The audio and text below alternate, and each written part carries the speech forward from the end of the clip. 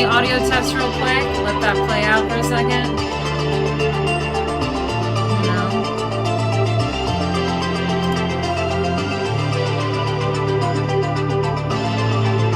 Hello, everyone. Hello, hello. Thanks for coming on. Just doing the audio test. Hey, guys. Just doing the audio test real quick. Let that play out for a second. How does it sound? I feel like it sounds alright.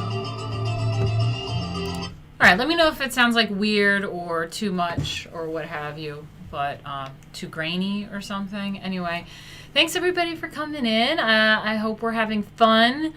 I hope that you are prepared with a beverage, with a smoke, with snacks, all those fun things. Ooh, got new subscribers. Yay, fun. Thanks, Chris. Welcome, welcome. We have a fun group of people. Yeah, Patrick McDonald says, I feel hotter and more beautiful just by being in this chat. That's right. Our chat is really fabulous, actually. A lot of really great people because most of my chat are like artistic people, but they're not super SJWs, you know. A lot of Trump supporters, some maybe not, but like not super involved in politics, but just, you know, definitely not SJWs, so by default one of us, you know what I mean? So, but we're all artistic and, you know, intelligent, I feel, and what have you. So our chat is super fun. It's not really just about me rambling on half the time. It's really the community that we have in the chat. So please welcome if it's your first time here. That's kind of what we got going on. Super artsy people, but like not left wing. That's what we got going on here. That's your thing. Oh my god. So I got one thing up, one thing down. The up is the douchebag thing, right? We gotta go down with the collar. But I feel like with a girl you can still go up and it's not like super no, it's kinda douchey. Okay. Alright, there we go. Whew. So how are you guys doing? Okay, guys, subscribers, that's great. Thank you. Yeah, always need subscribers. So if you do like this sort of content, I do normally do some art history. Yesterday we went over some Gothic Europe art history, things like that. There's etiquette, just really fun things, educational things. I'm all about pushing forward the world that we want to live in, not just like complaining about the left, just complaining about how terrible the world is. I want to also add to the world and start creating the world that I want to be living in. So I'm all about that stuff. Yes, and I am talking about artistic, possibly autistic as well, but certainly artistic. Piss art. Stephen does piss art. Very nice. Okay, cool. So basically, I hope you guys are well equipped with the snacks. If you're new to my channel, we have this thing kind of going about gusher burritos. Okay, so if you're not aware of what the deal is, I do have the gushers. Look at this fantastic gushers box. It's the standard. It's the classic. Fantastic. Oh, all right, got some drama happening. Anyway, so we got the standard gushers action here, along with, oh no, I think I bought the wrong thing. I got fruit snacks. Not, I saw the unicorn and I assumed it was the same fruit roll-up. Oh, I'm sorry guys, I fucked up. I didn't get a fruit roll-up. I can't make a burrito. Fucked up, guys. Sorry. I tried. Well, you know what? Maybe I can add some unicorn fruit snacks to the next debate inside of the burrito. So we'll have next time some gushers and unicorn fruit snacks inside the burrito. Maybe we'll do that. No tongue tattoos tonight. That's what I thought the unicorn one was. I just saw the unicorn in the fruit snack section and I went for it. God damn it. Anyway, so I think I was in the wrong store because shit was not the same. And I didn't see the, what did I have last time? It was so funny. Oh, I wanted to bring it up actually. So anyway, guys, just so you know, the debate starts at 9 p.m. It's right now for me, 8:16 p.m. Eastern Standard Time. So what we're doing is just chit-chatting with me, just bullshitting with me right now, getting to know me a little bit, getting all the talking out of the way, because by the time the debate starts, I don't want to have to be like interrupting it, and just sometimes make little funny comments here and there, and just get a little where it fits, just like make a comment, but I don't want to be talking over everybody too much. So, hey, Black Pigeon Speaks. Nice to see you in here again. Says going for the Hillary Clinton 2016 debate look, Martina. Is that what it is? Is that what it is? I don't know, man. If you're talking about me or the aesthetics in general, yeah, the aesthetics in general of this intro and what have you is certainly very 2016. The like getting amped about Trump is very 2016. It certainly is trying to bring that vibe back, not in a like, I hate the word cringe. I'm not going to say cringe, so I'm going to say corny. It's kind of meant to be corny on purpose this time around. This time around is not like 2016 MAGA Trump vibes in the way that the essence was in 2016. My intro and the aesthetics and stuff is a bit campy. Like, that's why I have glitter everywhere and the sparkles, because I just feel like it's just super campy. If you don't know what campy means, in drag, it's a word. Pageantry is a word. And yeah, it's pageantry, campy, all that stuff. So, oh, my white suit jacket. Yeah, well, sometimes like, okay, so I live in Brooklyn, so I got the whole artist, wearing like an oversized button-up kind of blouse, loosey-goosey kind of vibe going. That's what I've got going on right now. But I do love a pantsuit, sure. So anyway, back to the snacks. I hope you guys are enjoying the snacks. Yeah, like I said, by 9 p.m. we're gonna Eastern Standard Time. We'll get the debate on, and I won't be talking over it. So this is our time to chit chat. So last time I got what was it called? A surprise snack, which is the Fruity Pebbles treats. Fruity Pebble treats. So it's like Rice Krispies treats made out of Fruity Pebbles, which is to die for. I actually have to show you some of the stills from that. It's so fucking funny. I gotta pull them up if it doesn't take too much time. There was some really funny content that came out of that. So I didn't see that at this store that I went to, but that's okay because I don't have the same old treats. You know what I mean? They're like change it up a bit, and I decided to bring this back because I love Pop-Tarts. I mean, Pop-Tarts are awesome. I never get to eat them because, like, I'm in my 30s. Who decides to just eat fucking Pop-Tarts? But I got frosted strawberry milkshakes. That's interesting. Just a little vintage Pop-Tart action I feel like would be fun. Yeah, so there's that. And, as far as savory snacks goes, guys, I got a nice fresh ball of mozzarella. Let's call it mozzarella, but like mozzarella, whatever the fuck you want to call it. Nice squishy ball of that, along with some prosciutto. I love some prosciutto. Kind of sucks because it's very expensive. So it's a rarity, but I figured it'd be a nice little like protein snack. Some that's not all sugar here, as well as some of the, I don't know how to say it, but my friend that I was with was like, oh, this is good shit. So I was like, all right, let's get that. Because I love all meats. Meat is awesome. What is this called? How do you say that? Capiculo? Is that how you say that?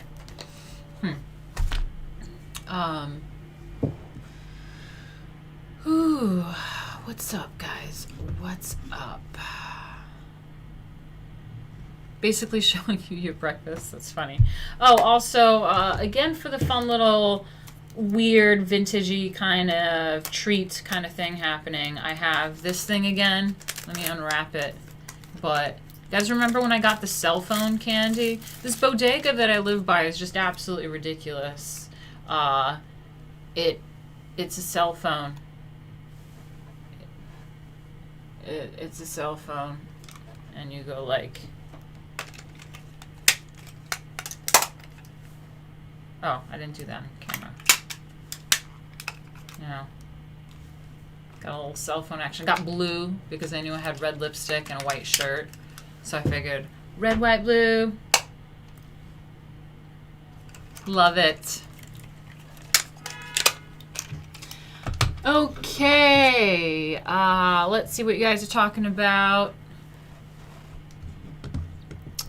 Last night's stream hit you with the Italian culture, it seems. That's true, that's true. Yeah, last night we went over the... no, wait, before that, we got some time. But yeah, okay.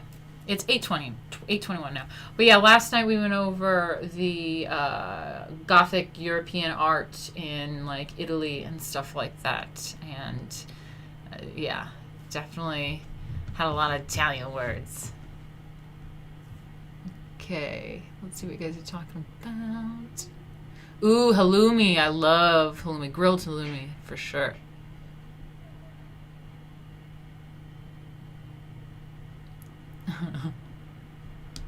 Okay. Okay, yeah, exactly. Smash that like button, subscribe, do all that stuff. Yeah, and be a part of the community. It's super fun. We do art history and whatnot and etiquette. But I'm not finished telling you guys my drinks. Have some super hipster shit that I picked up. It's some sparkling beverage with peach. I love peach. I love peach iced tea. So speaking of peach, oh no, I didn't get the peach Arizona. I got the mucho mango. And as far as alcoholic beverage, I got this peacharita because they had that margarita thing last time. It's so bright. Why is it so bright? It's not letting you read it. But yeah, it's like a peach margarita thing. It's because it's reflective. That's why it's like bouncing off the light off the computer. Anyway, so yeah, that's fun. Get your drinks out. Get your smokes out. I also have some smokes here. Get ready for the vice president debate. Okay, so while we get ready, what I'm going to do is... Oh, shit, I didn't put background music on. I'm going to put some synthwave background music because that's what my intro was like. I didn't want to get to that concentrating piano reading from the screen that I normally do. But I'm hoping none of this is copyright music. I hope it's copyright free. So, I wanted to show you guys a little bit of some stuff. What we got going on with the debates here is they're, I guess they're fussing about on the stage right now. Yeah. What do you guys think? What do you guys think? I was told that Trump's Twitter is going nuts right now. I guess he's on a tweet storm. And to look at that, so maybe we'll check out that. I did want to maybe go over a news article about what's going on here. So what's this one? This one's about Pence. So 5 things to watch in first vice presidential debate tonight between Pence and Harris. So if any of you guys in the chat have a good game, you know how they have the whole drinking game thing happening? So if anyone has a good one for the vice president, for Pence maybe. I mean, the only thing I can think of too would be like Pence's like smirk. If he like smirks in response, because that's what Pence is so good at doing. Whether you like him or not, whatever. It's give or take. He's neocon, so whatever. Some people aren't into it. Oh, shit. So, but what's good about him is he can... Trump tends to like interject and interrupt, and they kind of start going back and forth and interrupting each other at that point. But Pence interrupts with his smirk, with his face. So he doesn't even really need to verbally interrupt, and that's what's so great, because someone will say something and he'll just start smirking just starts smirking, and it's the most FU smirk ever. So maybe that's a drinking point. I don't know. Mike Pence smirk drinking game. That's what I'm going with. So drink every time I say like or whatever. No, you should drink every time I say I say a lot. That's what you should do. See, I even just said it now. Fuck. If Pence brings up Camilla's DA record, drink. Okay. What's my favorite museum of any kind? I like the Metropolitan Museum of Art. That's my favorite. I did some streams showing when I went there for their reopening,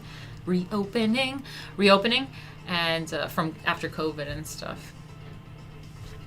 So yeah.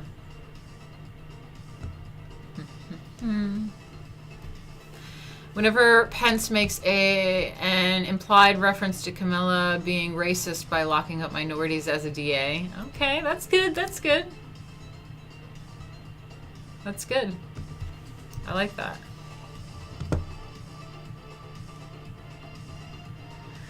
Does Pence remind anyone else of Cotton Hill? I'm not sure, but he reminds me of those memes. What is it? The Mike Pence meme. What is it? Where he's like some like cartoon with the gray hair with the little boy. I'm sure I'll find it. It's like Action Joe or some shit.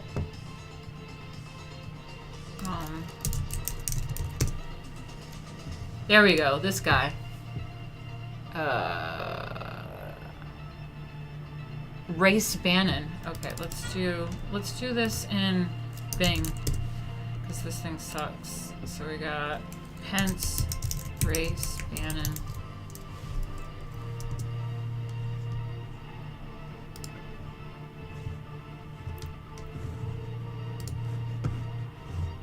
What the fuck? Will this thing go away? Okay. Right, well, where are the memes? There's some hilarious ones.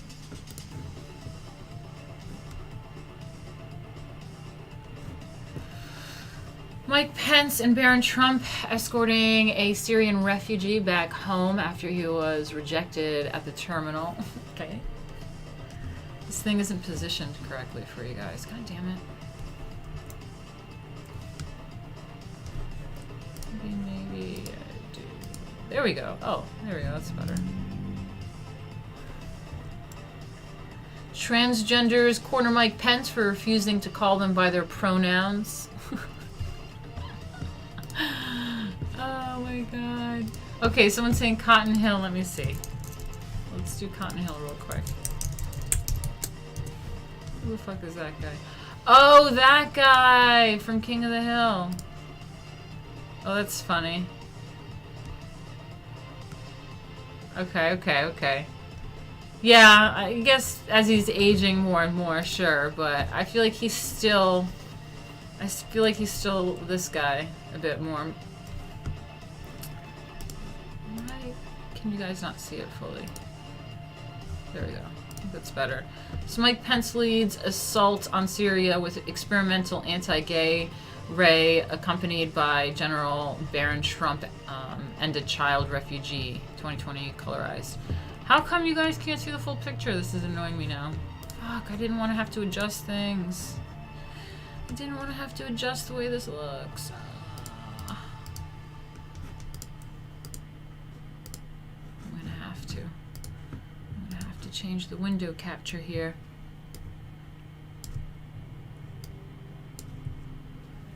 Sorry. There we go.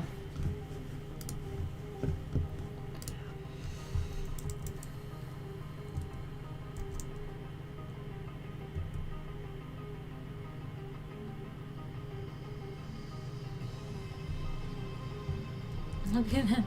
Look at him. So fucking funny.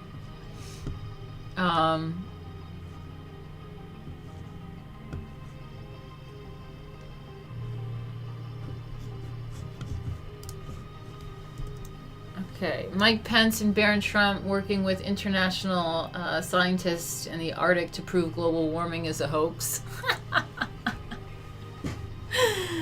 Oh yeah, ridiculous. Race Bannon, racist Bannon. So fucking funny. Oh my god.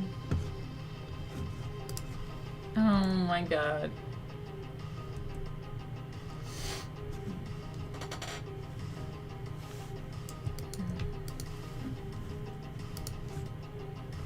Alright, that's too much fucking autism for me. I'm not gonna do those boards.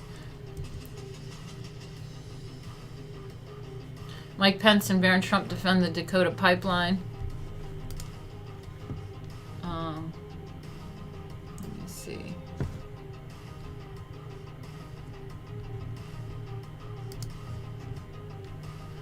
Aw, man. John, between me and Crowder tonight, and you picked me, thank you. Well, I mean, the fun thing about picking me is that you can actually engage with the other people in the chat. Like, we're all friends, we all know you, like, it's chill, it's fun, you're with your friends. And also, we have a little engaging chit-chat beforehand, and I'm gonna shut the fuck up when the debates start. And I like Crowder, but I heard he's pretty talkative, so that's gonna be my thing.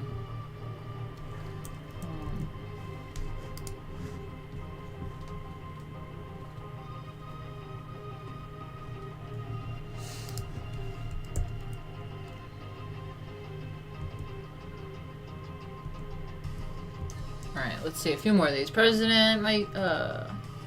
President Mike Pence personally responds to protests calling for the legalization of seven-way pangender interspecies marriage, February 2025. It's funny, okay. Alright, wait, there's a few of these that are really funny. Vice President Pence, right about to destroy 2 homosexual childs and their massive anal plug. 1964 semi-colorized, then colorized the other half a year later. Okay. Mike Pence and his experimental subjects watch over as government scientists work on formula to cure gays. Oh god. Autistic gang, yeah, that's us.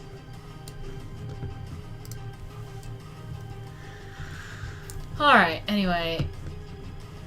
What else we got? What else we got here? So let's just see what they're saying about Pence. I have to zoom in on this shit. Okay.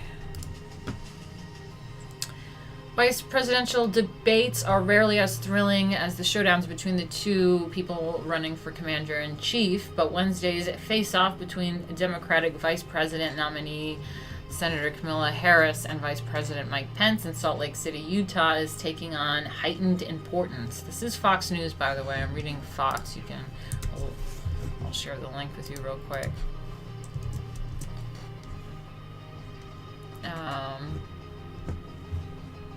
Yeah, but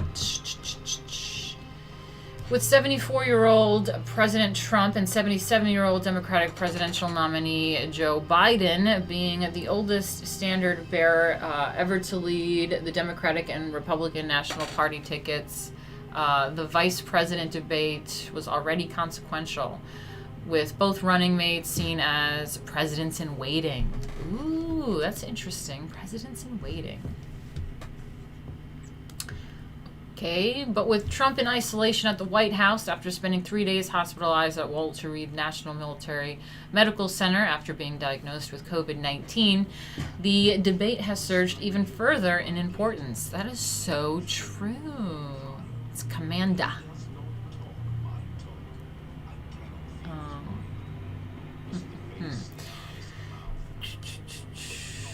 The odds are unfortunately mathematically in favor of one of these two becoming the next president within the next 4 years, noted longtime Republican strategist Colin Reed, a veteran of multiple GOP presidential and Senate campaigns. I don't know how to say his last name, the founding executive director for Georgetown University's Institute of Politics and Public Service, and a Fox News contributor, highlighted that the showdown has taken on an elevated importance. People traditionally don't make up their mind based on the vice presidential candidates, let alone vice presidential debate. But given screwball nature of this campaign right now, it is going to be an important data point. emphasized the person, I can't say, Mo, a senior spokesman for Hillary Clinton's 2008 presidential campaign, who later served as communications director for the Democratic National Committee. Okay. 4 years ago, then Indiana Governor Pence. Oh, let me see. I think I gotta fix the screen. Hold on. Didn't want this much showing. Okay, so 4 years ago, when Indiana Governor Pence followed a lackluster performance by Trump at the first of his 3 showdowns with 2016 Democratic presidential nominee Hillary Clinton, with a strong showing against Clinton's running mate, Senator Tim Kaine of Virginia. Fast forward to today, and Pence may need a repeat performance with the president pillared for his debate performance last week against Biden. I mean, I said it did pretty well. And with the latest national polling and survey in the key battleground states showing the GOP ticket trailing Biden and Harris. Here are the 5 things to watch for at Wednesday's showdown between Harris and Pence. It's all about COVID. So true. So true. It's all about COVID. That's what's happening.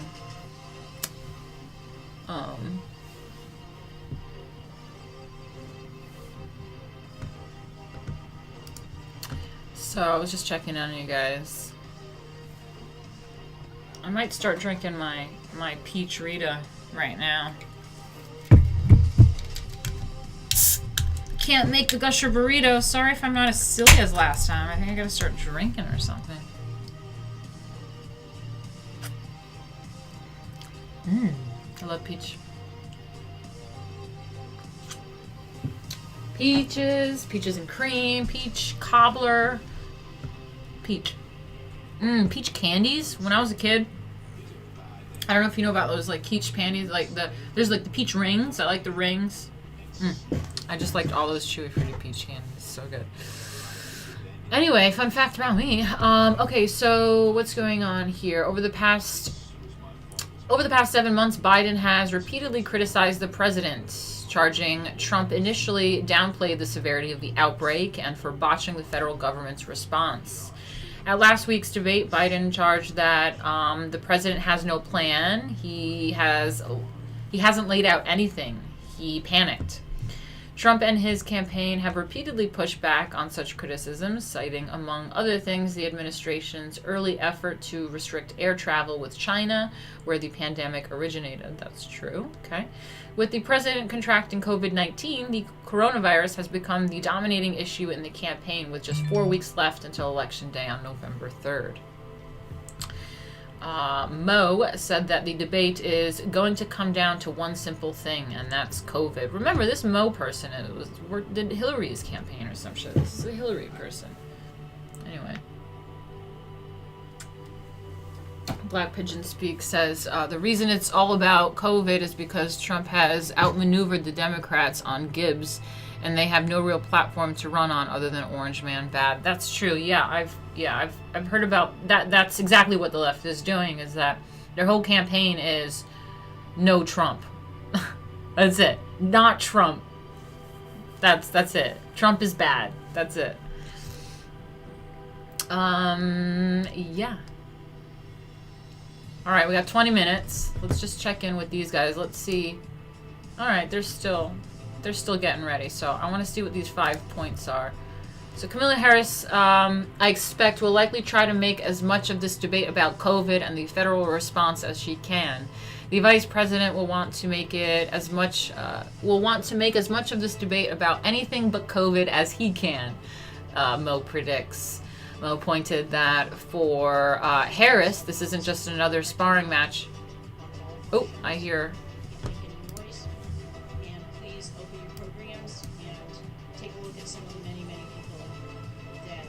All right, this is nothing. I'm going to continue reading, but you guys can remind me to put that back on once we're ready. We got 20 minutes. Let's just see. Let's see. Mo pointed out for Harris, this isn't just another sparring match between the two campaign's top surrogates because of the vice president's unique role in the COVID response. He was the head of the White House coronavirus task force, so Harris will likely seize the opportunity to tie him as closely as possible to the president, tie him as closely as possible to the federal government's response, and push him on it. Oh, that's interesting, yeah. Yeah. So basically, Kamala Harris is going to push him on his responsibility with COVID because he was part of the task force. Pointed to polling that indicates a majority of Americans think that Biden would do a better job combating the coronavirus than Trump.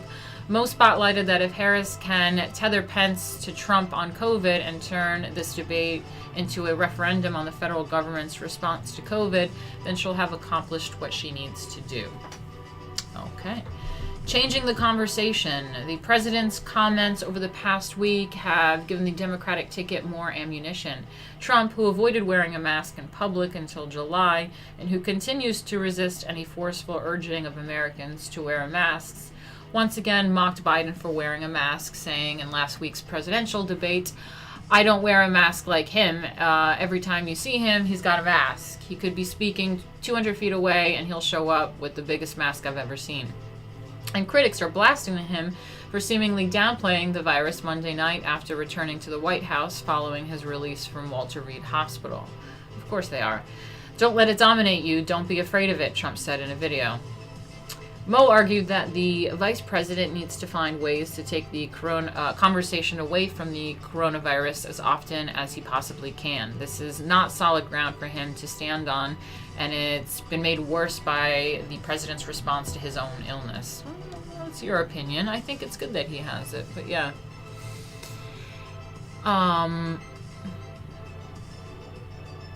So, testing messages. The vice presidential face-off is the first debate since the president's COVID diagnosis. Yeah, that's true. That gives the senator from California, who served as San Francisco district attorney and California attorney general before winning election to the Senate in 2016, first dibs in trying to prosecute the coronavirus case against the GOP ticket. Reid noted that the Democrats want to make this election a referendum on Trump and COVID, and Harris is going to get an opportunity to do that before Biden does. So in some ways, she'll have a chance to test some of the messages in real time to see how they stick and provide Biden a roadmap to when he faces off with Trump again next week. Okay, that's interesting, yeah. So this is the first time they're really coming out after Trump got COVID. And not only is Kamala going to make this the whole thing, but it's going to be a testing ground for Biden.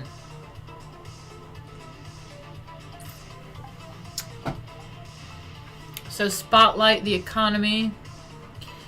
The president's repeatedly argued that he built the world's greatest economy before it was flattened by the pandemic, and is uniquely qualified to rebuild it. Reid says he'll be looking to see if Pence reinforces that argument and also targets Biden's economic proposals. What I think is lacking in the Republican messaging is prosecuting the economic vision and record put forth by the Biden-Harris ticket, because poll after poll after poll, no matter how badly Donald Trump is doing head-to-head against Biden, he still outpolls him on the messaging of the economy, Reid emphasized. I think Pence can do that if he digs into Democrats' proposals that people like Bernie Sanders are touting on the campaign trail.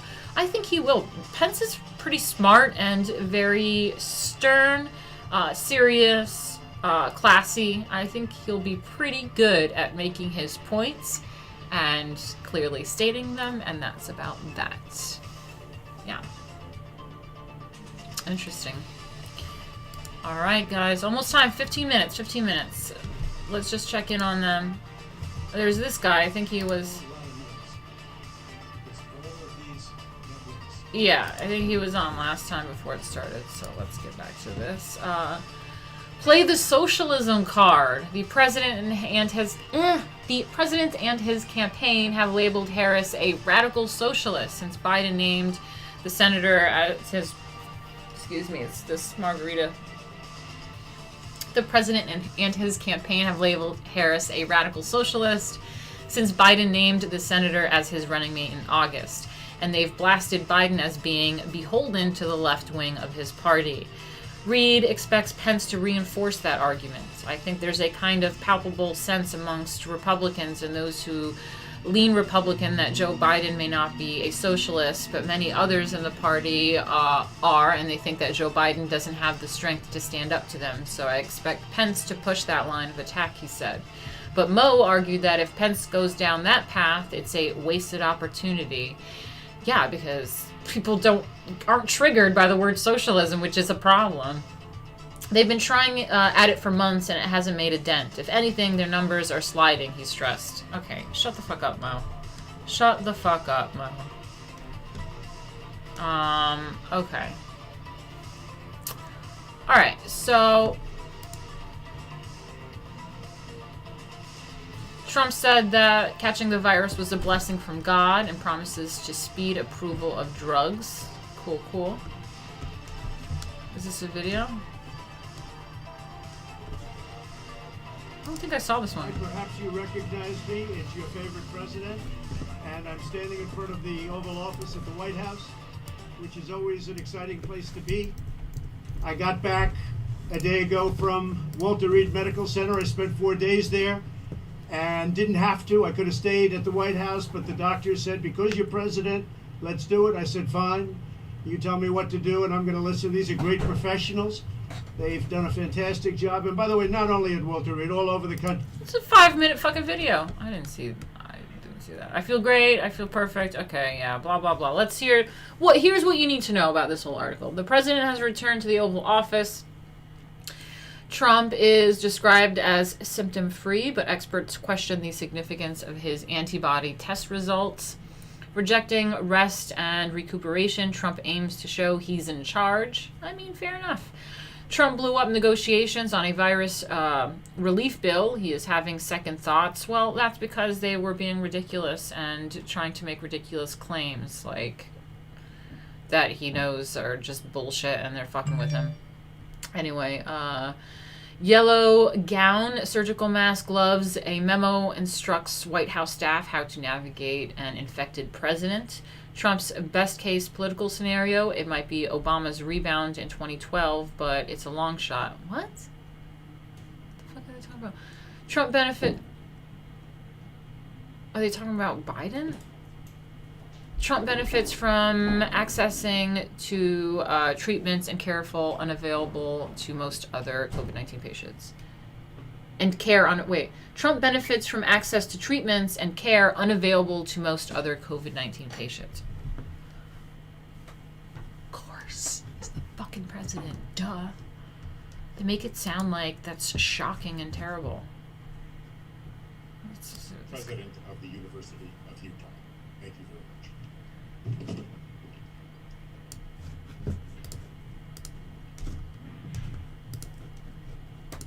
Let's see what's going on. Nothing's starting yet. Who cares about these people? Good evening. I'm Ruth Watkins, President of the University of Utah. It is my great pleasure to welcome you to Utah's flagship university. Thanks. Sincere thanks to the Commission on... All right, we'll continue. We got like 10 minutes. We got new subscribers, guys. If you're not subscribed, do it now. You know what I mean? And also, before we start, it always really helps me out. You know, I've had a bad situation. I don't know if you know who I am or what my situation is, but I got blacklisted, blah, blah, blah, all that bullshit. And just, yeah, my life is just a huge hot mess, and I now have to e-beg for money online. And it sucks, but if you are pretty secure in your situation, you have a few bucks to give, it really helps me out a lot. So you can always do that by going to this link down here. It's streamlabs.com/Martina Markota TV, or you can do super chats on YouTube, what have you, whatever. It really means a lot to me. It goes a long way for me. Thank you. All right, let me see what you guys are up to. I don't know, man. I don't know. I just chalked up a storm. I don't really know what else to say. Oh, we do have more. I guess we could look at Trump tweets. Let's see what he's up to in the next few minutes. Okay, the fake news media is the real oppression party. Okay.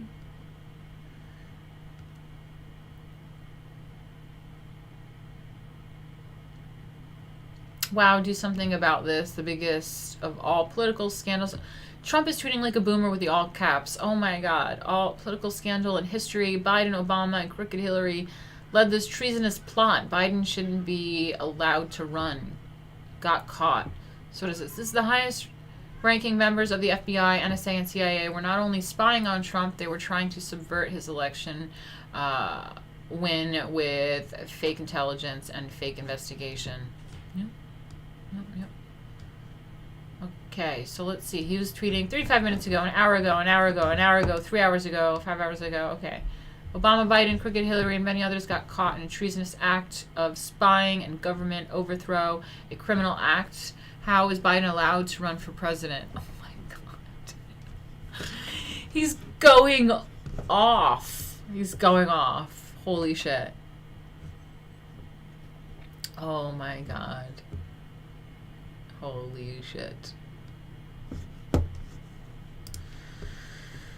What is this? Okay, so Biden supports Cory Booker's bill that will force low-income housing in the suburbs, which will lower property value and bring crime to your neighborhoods. If Dems win, goodbye suburbs. Jeez, I hope not. Yeah, that's right, Greg. They think he's in roid rage right now. Because I guess for the coronavirus, they give him some roids and shit. So he's all like roided out, just tweeting.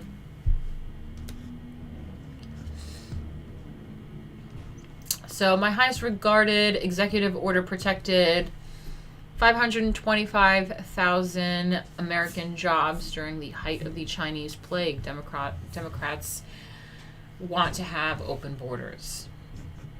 We should have the small remaining number of our brave men and women serving in Afghanistan home by Christmas. Wow. People still out there? Jesus Christ. And Trump absorbed all the energy from the Tesseract.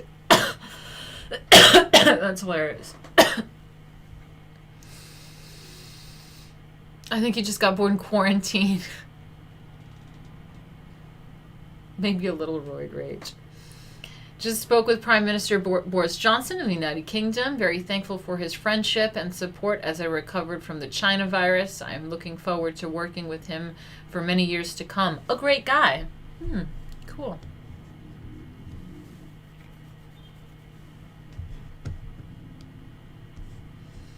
Interesting.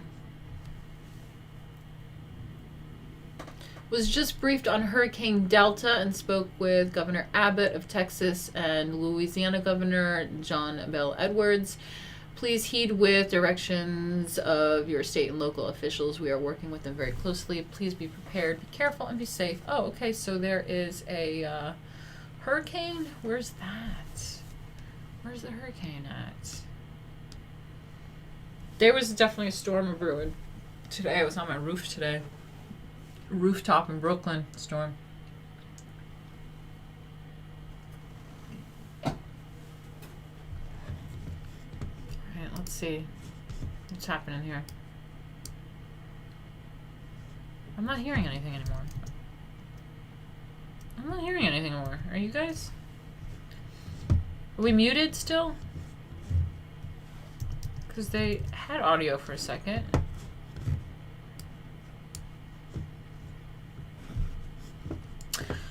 All right, well, hopefully that starts again.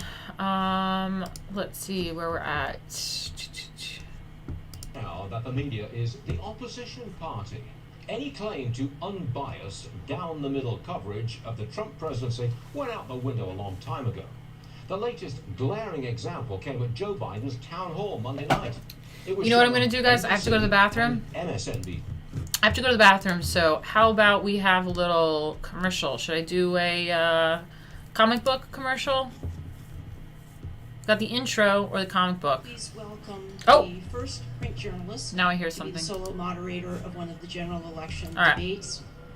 Washington Bureau Chief of USA Today, Susan Page. All right, I'll let you guys listen to this. I'm going to go to the bathroom. Go get 'em, honey. Hey, welcome. And congratulations, you have scored the most exclusive tickets in the United States. Nothing on the commission. I'm sorry, we're not listening to that bitch. We're playing my commercial. Be right back.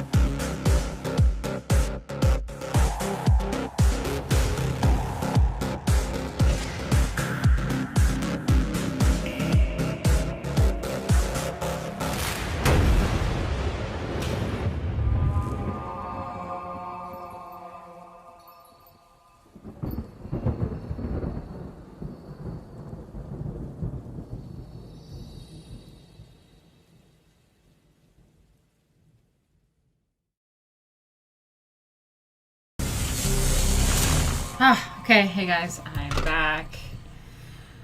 Alright, let's see what's going on with the stream. Okay. It's still silent for me. You guys want to check that link? It's silent for me, but I'm gonna set up my little snacking area. This mozzarella's getting warm. Oh god. Oh! I hear something.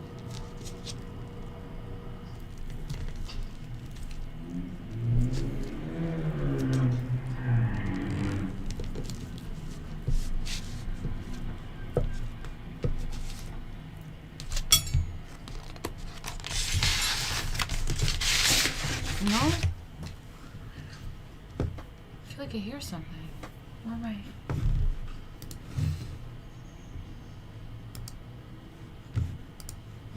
Someone's got their mic on.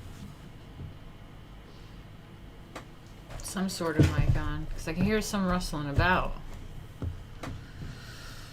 Is this happening or what, guys?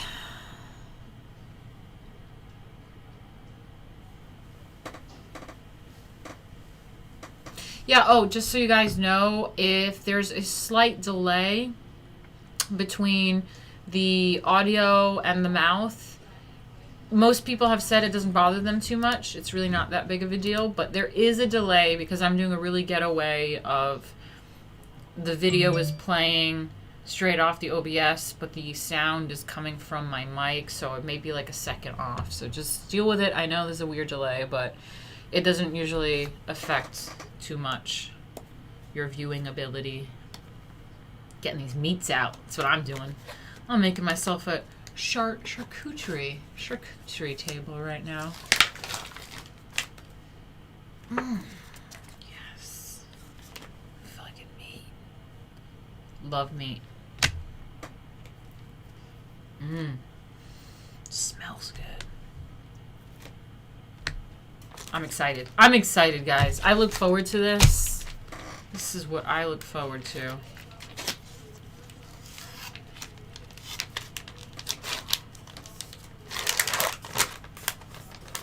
The no audio is really making these debates more like the theater they really are. It's so true.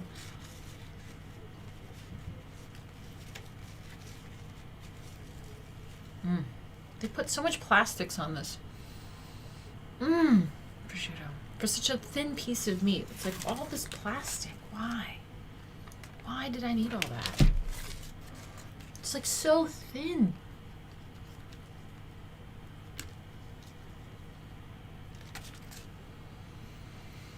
Oh, yeah. Oh. So happy. I'm so happy. That's really all I have. It's just cheese and meat. I'm hoping someone starts talking soon. What the fuck?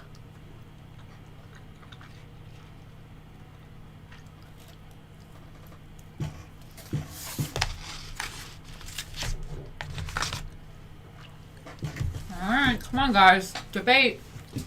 I'm looking for a debate here.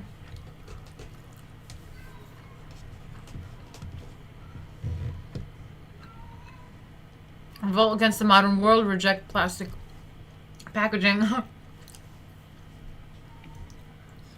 Sniff the meat. Hey Seth, what's up, buddy? I think Seth, if that's the one I'm thinking of. Great artist. Cheese and meat ASMR.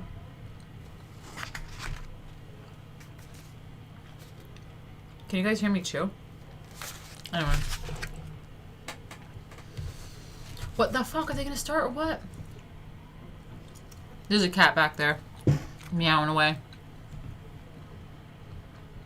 Hey, William Brothers.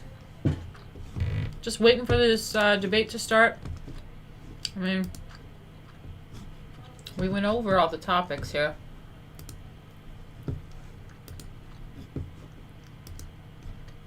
I mean, has it started anywhere else? To ever debate for vice president, regardless of politics, George, this is a huge moment for women, especially for young girls across this country. And we will see how she... Well, what about when freaking, what's her face? Freaking Alaska. What's her face? Vice president, was running for vice president with McCain. Sarah Palin. They were calling her stupid. They were calling her a stupid bimbo. That was super sexist. But now it's a great thing for women. Now it's a great women thing. But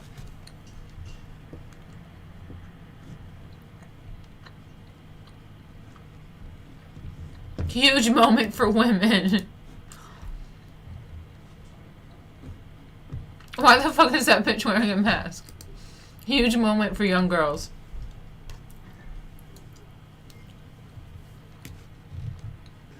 Why is the commenter wearing a mask? Alright. Bitch is smiling. Oh, there she goes. From the University of Utah in Salt Lake City, welcome to the first and only vice presidential debate of 2020, sponsored by the Nonpartisan Commission on Presidential Debates.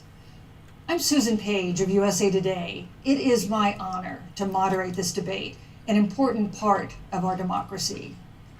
In Kingsbury Hall tonight, we have a small and socially distant audience, and we've taken extra precautions during this pandemic. Among other things, everyone in the audience is required to wear a face mask, and the candidates will be seated 12 feet apart. The audience is enthusiastic about their candidates, but they've agreed to express that enthusiasm only twice, at the end of the debate. Only twice. And now, when I introduce the candidates. Please welcome California Senator Kamala Harris and Vice President Mike Pence.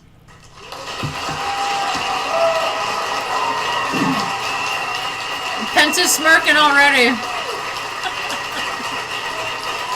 He's smirking already.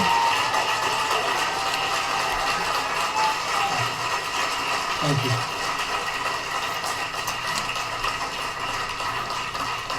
It reminds me of Pee-wee when he wasn't allowed to ask questions, only at the end. Senator Harris and Vice President Pence, thank you for being here.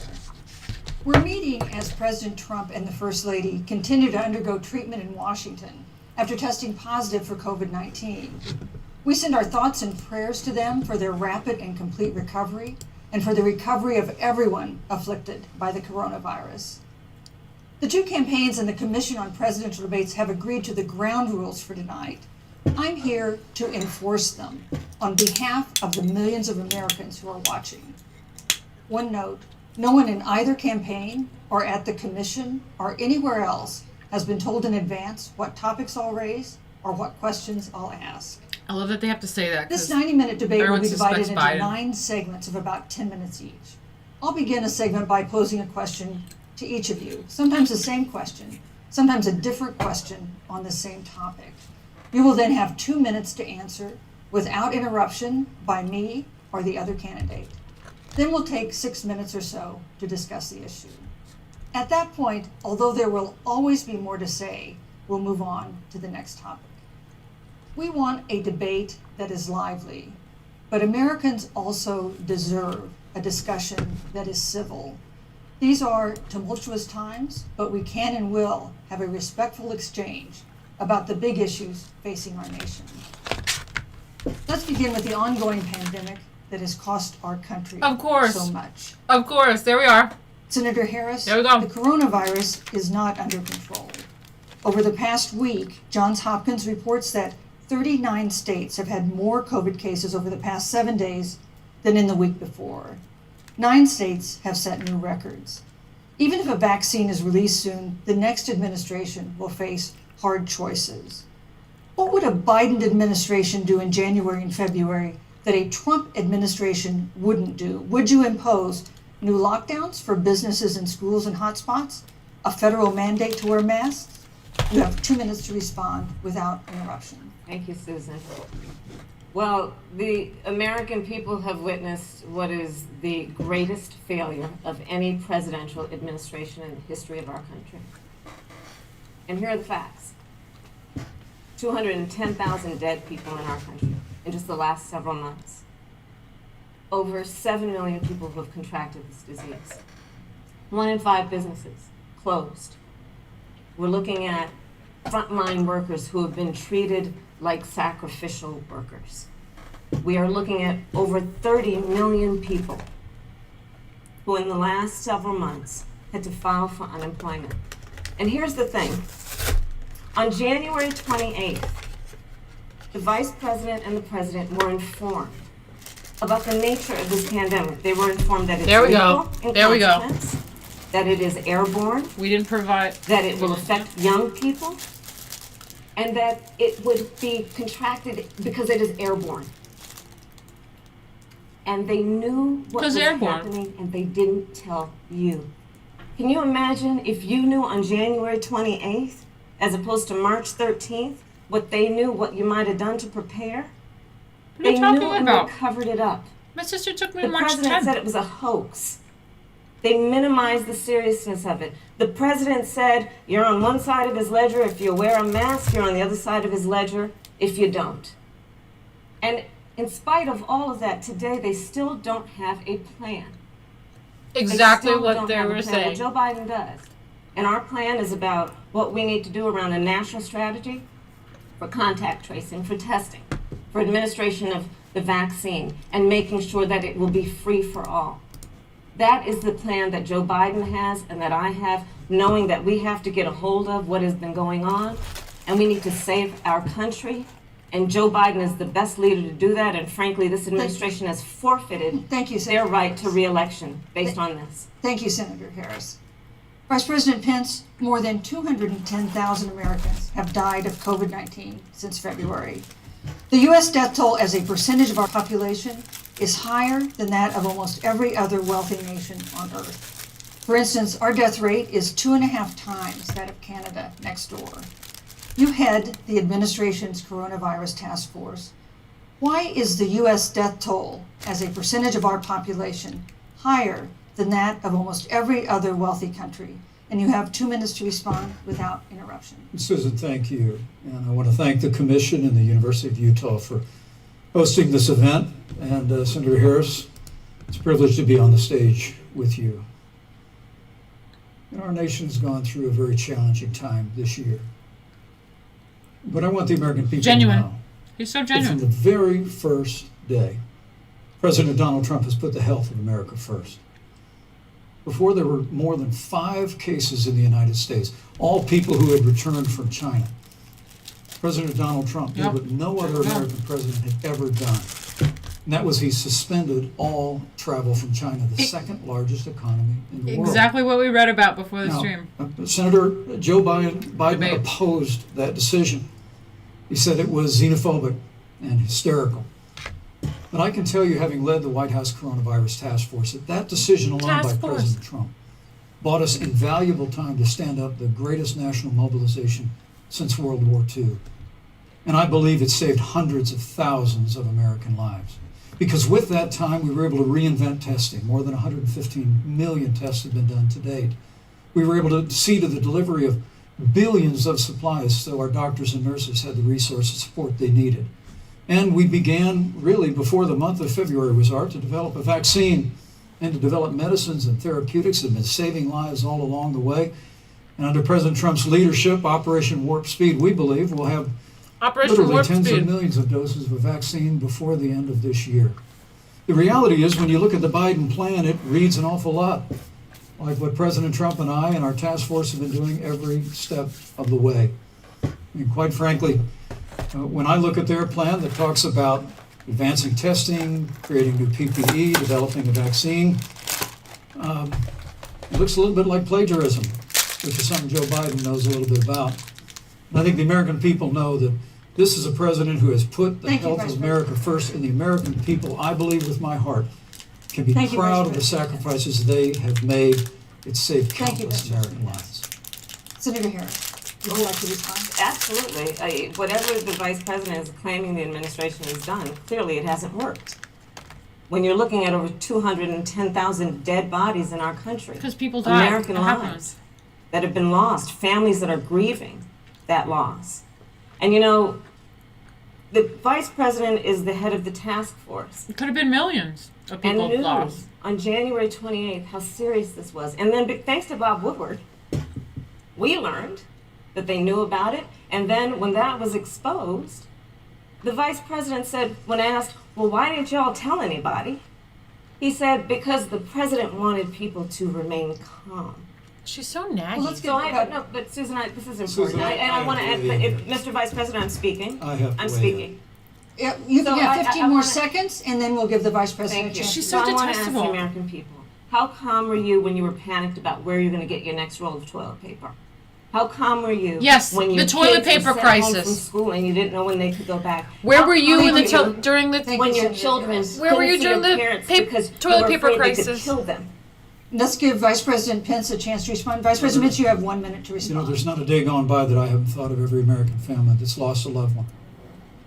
And I want all of you to know that you'll always be in our hearts and in our prayers. But when you say what the American people have done over these last 8 months hasn't worked, that's a great disservice. Yep. The sacrifices the American people have made. The reality, if I may finish that, the reality is Dr. Fauci said everything that he told the president in the Oval Office, the president told the American people. Now, President Trump, I will tell you, has boundless confidence in the American people, and he always spoke with confidence that we'd get through this together. But when you say it hasn't worked, when Dr. Fauci and Dr. Birx and our medical experts came to us in the second week of March, they said if the president didn't take the unprecedented step of shutting down roughly half of the American economy, that we could lose 2.2 million Americans. But that's the reality. Thank you. They also said to us if we did everything right, Susan, we could still lose more than 200,000 Americans. Vice President now, one Pence. life lost is too many, Susan.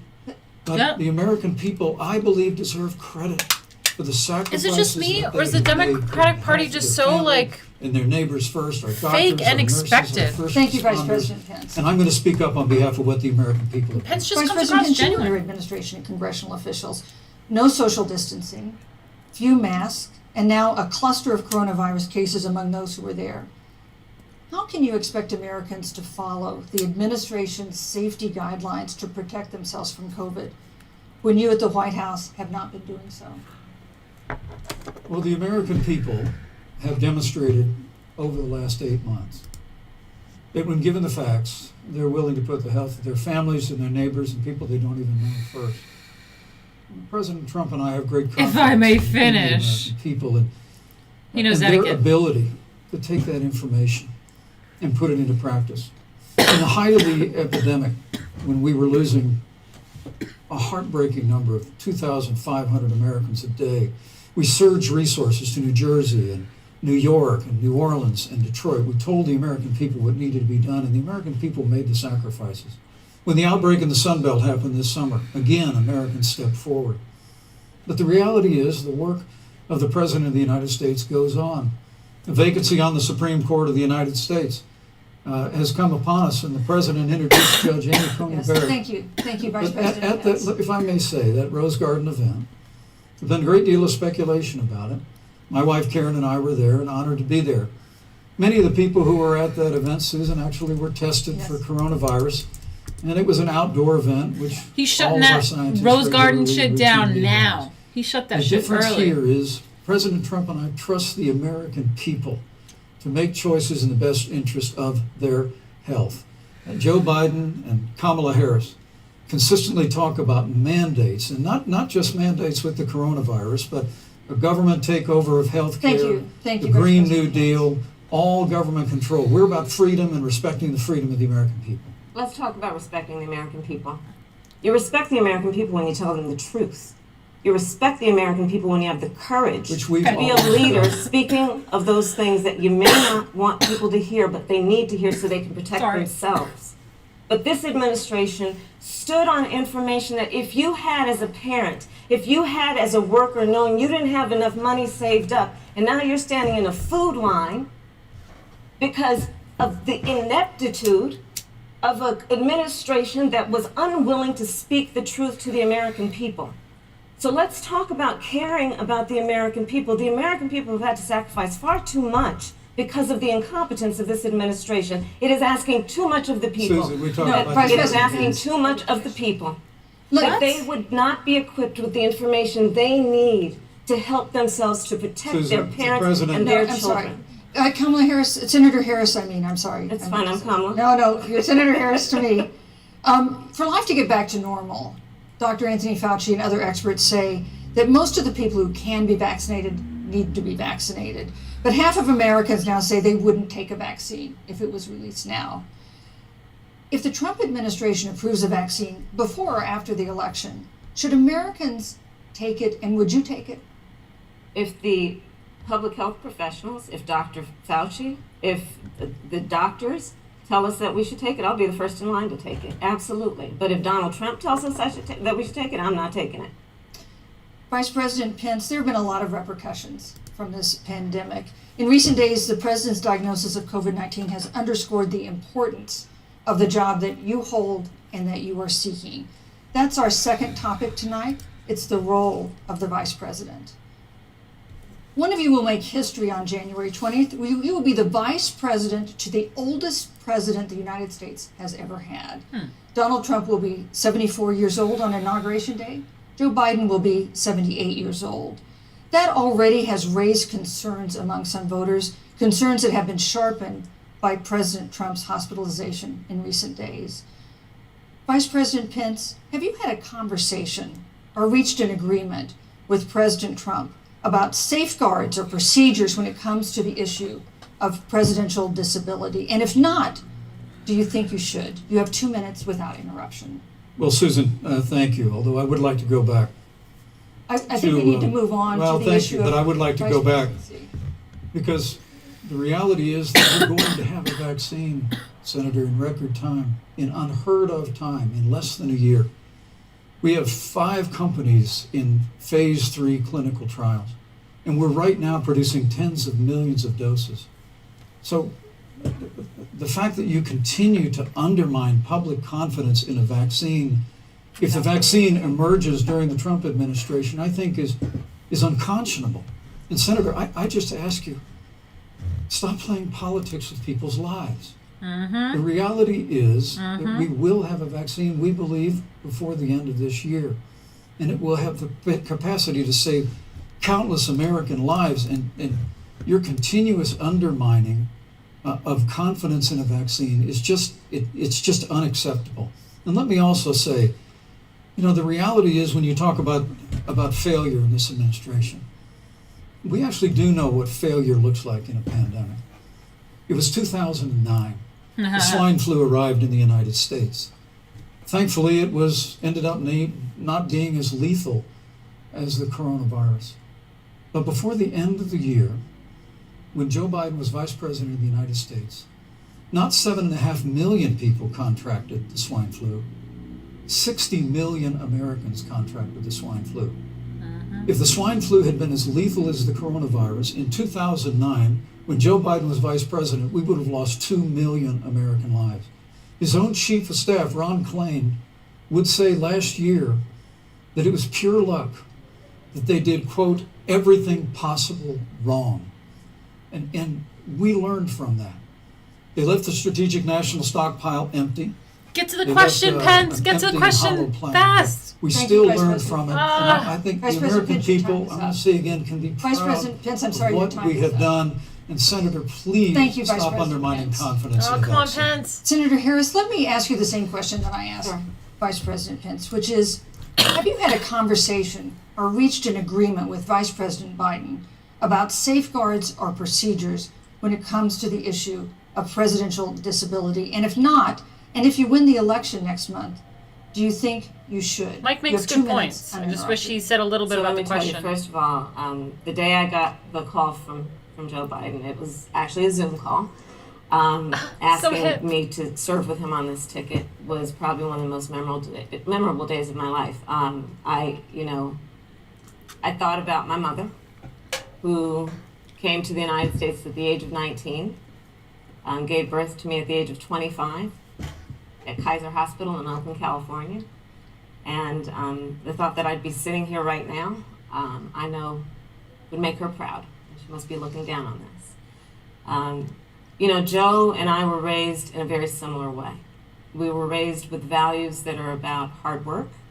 It was a BS question. It was. Value and the dignity of public service. It's true. And about the importance of fighting for the dignity of all people. And I think Joe asked me to serve with him. Camilla's just saying some bullshit, but I agree. I think possibly he was being strategic and thought that the COVID answer was more important than the bullshit answer of that stupid bullshit question. In terms of reform of the criminal justice system, I was elected the first woman of color and black woman to be elected Attorney General of the state of California, where I ran the second largest Department of Justice in the United States. Second only to the United States Department of Justice.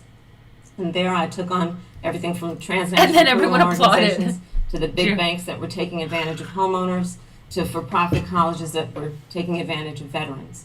And then, of course, now I serve in the United States Senate as only the second black woman ever elected to the United States Senate. I serve on the Senate Intelligence Committee, where I've been in regular receipt of classified information about threats to our nation and hotspots around the world. I've traveled the world. I've met with our soldiers in war zones, and I think Joe has asked me to serve with him because he knows that we share a purpose which is about lifting up the American people. And after the 4 years that we have seen of Donald Trump unifying our country around our common values and principles. Thank you, Senator Harris. Neither President Trump nor Vice President Biden has released a sort of detailed health information that had become the modern norm until the 2016 election. And in recent days, President Trump's doctors have given misleading answers or refused to answer basic questions about his health. And my question to each of you in turn is this information voters deserve to know? Vice President Pence, would you like to go first? Well, Susan, thank you.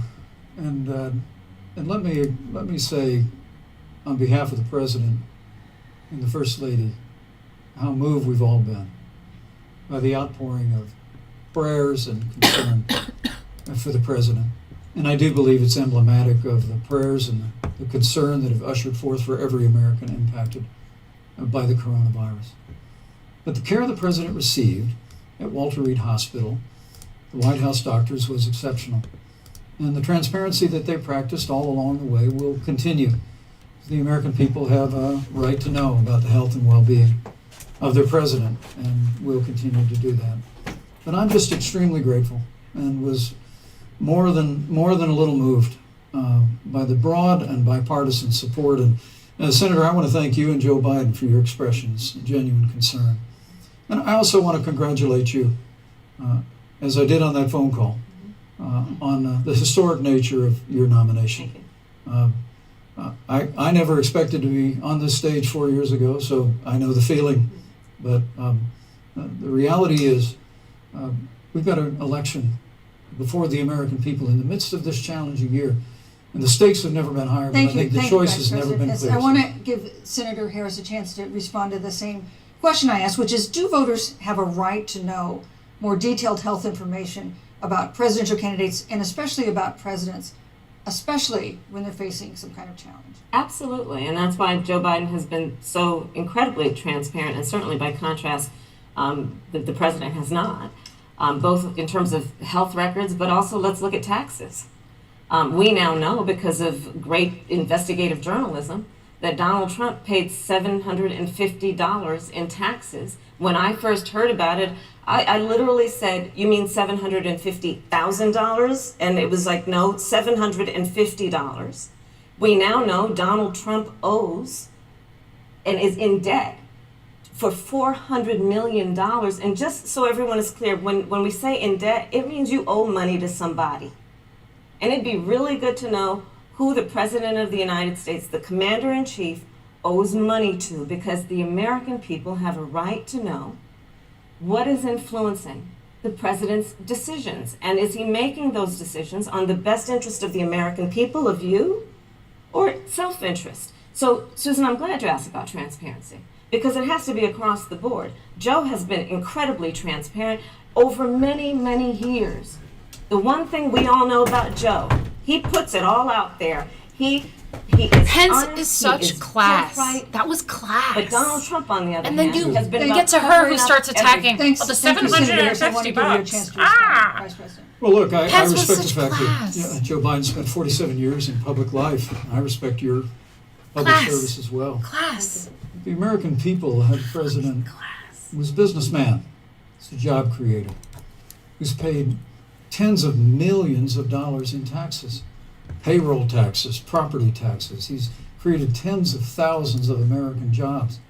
And the president said those public reports are not accurate. And the president's also released literally stacks of financial disclosures the American people can review just as the law allows. But the distinction here is that Joe Biden, 47 years in public service, compared to President Donald Trump, who brought all of that experience 4 years ago. Thank you, Vice And President. turned this economy around by cutting taxes, rolling back regulation, Thank you, unleashing Vice American President. energy, fighting for free and fair trade, and all of that's Thank on you, the Vice line President if Pence. Joe Biden He's straight and Kamala pimping Harris both You know, these that's a bitches. good segue into our third great topic, segue. which is about the economy. This has been another aspect of life for Americans that's been so affected by this coronavirus. We have a jobs crisis brewing.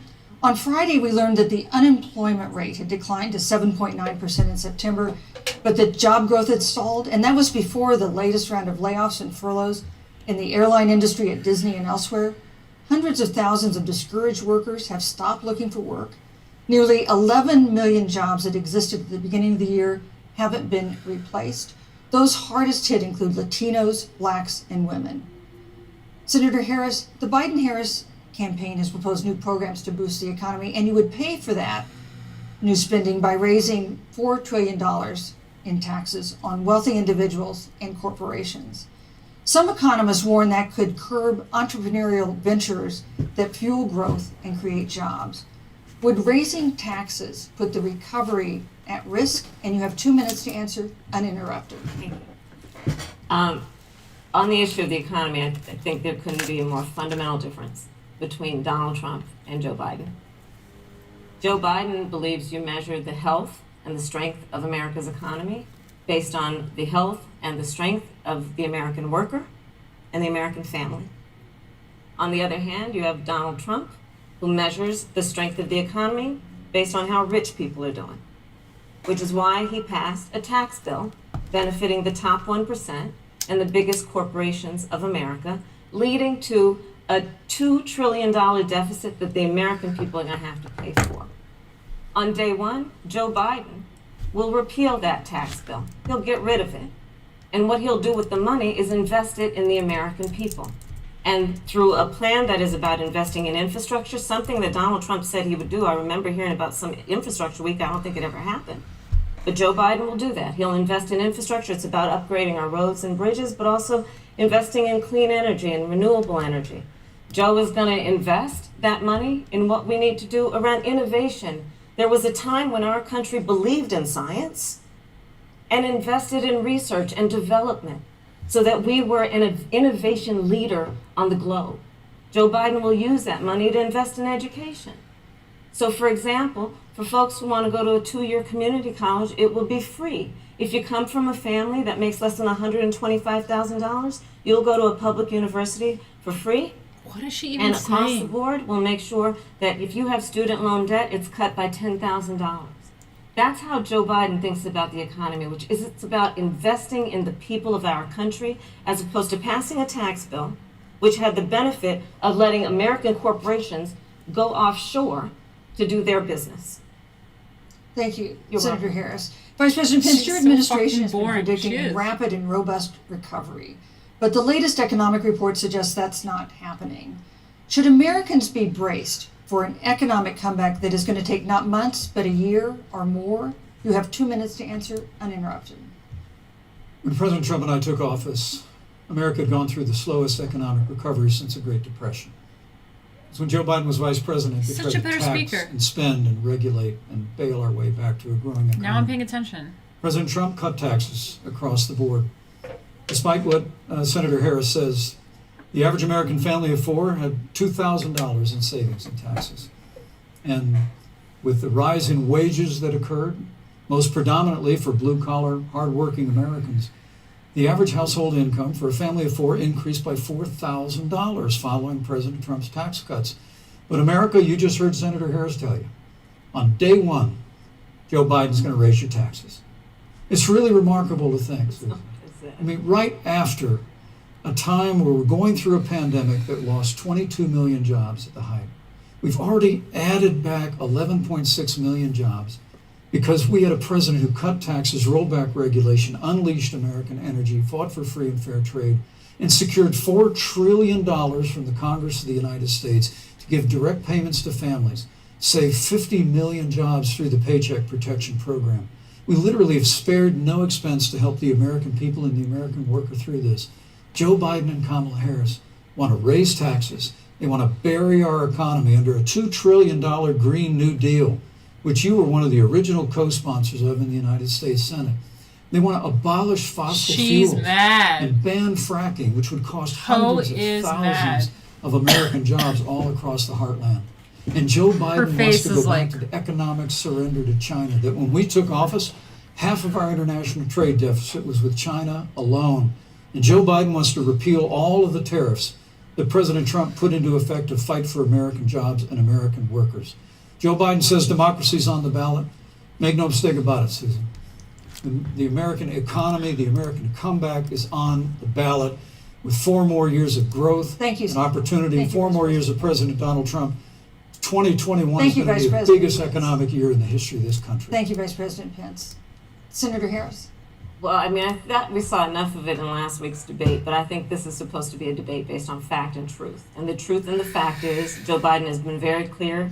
He will not raise taxes on anybody who makes less than $400,000 He said a he's going year. to repeal the Trump tax cuts. Mr. Vice President, I'm speaking. Well, I'm speaking. it'd be important if you said the truth. Joe Biden said twice in the debate last week that he's going to repeal the Trump tax cuts. That was tax cuts that gave the average working family $2,000 in a tax break every single year. Senator, That is that's the math. absolutely not true. That Is he tax only bill- is he only going to repeal part of the Trump tax cuts? If you don't mind letting me finish, we can then have a conversation, okay? Please. Okay. Joe Biden will not raise taxes on anyone who makes less than $400,000 a year. He's Getting been very clear spicy. about that. Getting spicy. Joe Biden will not end fracking. He has been very clear about that.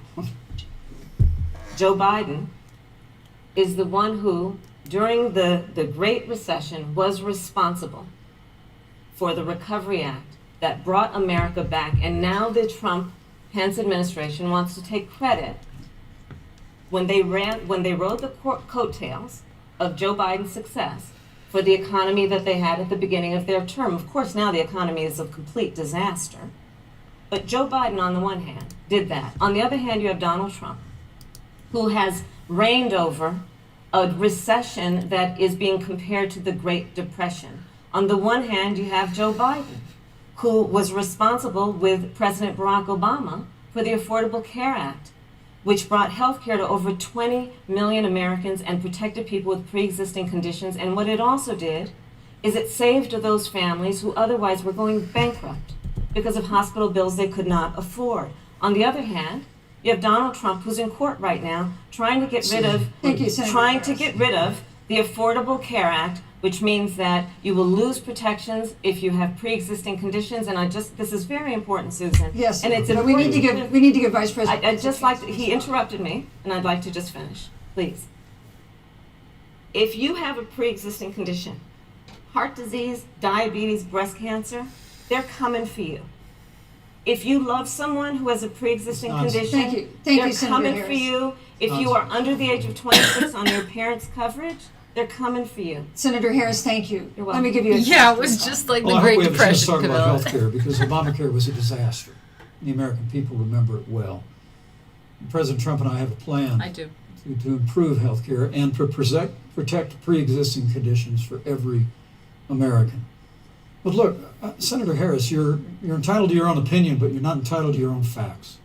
You yourself said on multiple occasions when you were running for president that you would ban fracking. Joe Biden looked at a supporter in the eye and pointed and said, I guarantee that we will abolish fossil fuels. They have a $2 trillion version of the Green New Deal, Susan, that your newspaper, USA Today, said really wasn't that very different from the original Green New Deal. More taxes, more regulation, banning fracking, abolishing fossil fuel, crushing American energy, and economic surrender to China is a prescription for economic decline. President Trump and I will keep America growing. The V-shaped recovery that's underway right now will continue with 4 more years of President Donald Trump. Thank you very, very much, Vice President Pence. Once again, you've provided the perfect segue to a new topic, which is climate change.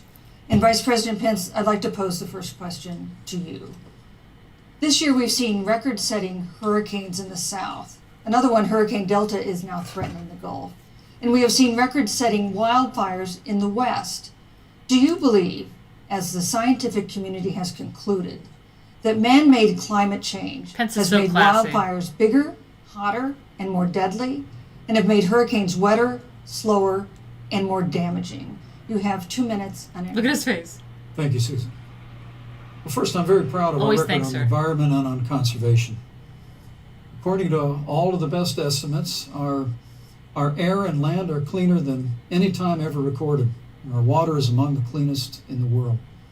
And just a little while ago, the President signed the Outdoors Act. It's the largest investment in our public lands and public parks in 100 years. So President Trump has made a commitment to conservation and to the environment. Now, with regard to climate change, the climate is changing. But the issue is, what's the cause and what do we do about it? President Trump has made it clear that we're going to continue to listen to the science. Now, Joe Biden and Kamala Harris would put us back in the Paris Climate Accord. They'd impose the Green New Deal, which would crush American energy, would increase the energy costs of American families in their homes, and literally would crush American jobs.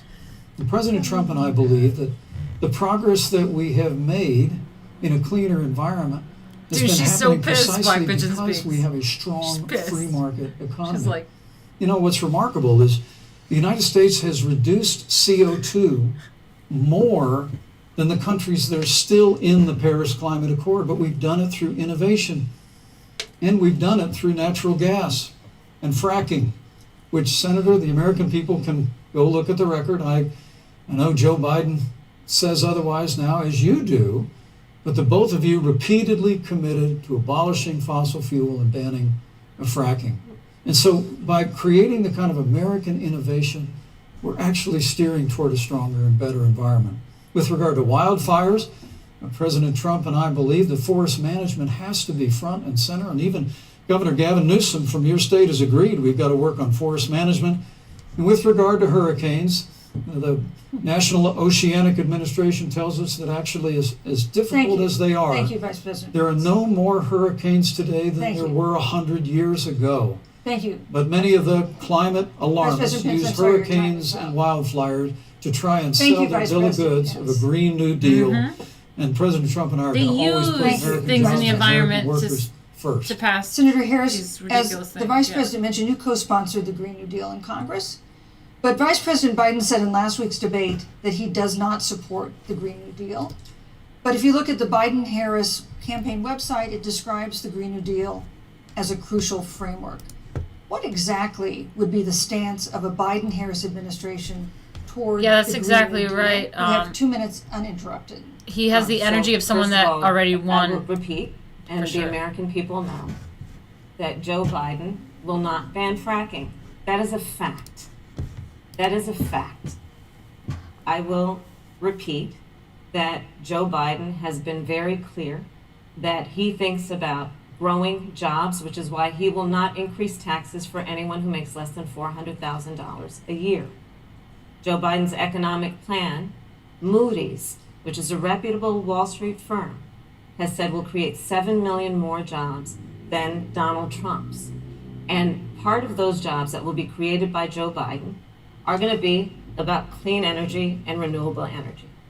Because you see, Joe understands that the west coast of our country is burning, including my home state of California. Joe it's a sees fucking what is desert. happening on the Gulf states, which are being battered by storms. Joe has seen and talked with the farmers in Iowa, whose entire crops have been destroyed because of floods. And so Joe believes, again, in science. I'll tell you something, Susan. I served when I first got to the Senate on the committee that's responsible for the environment. Do you know this administration took the word science off the website and then took the phrase climate change off the website?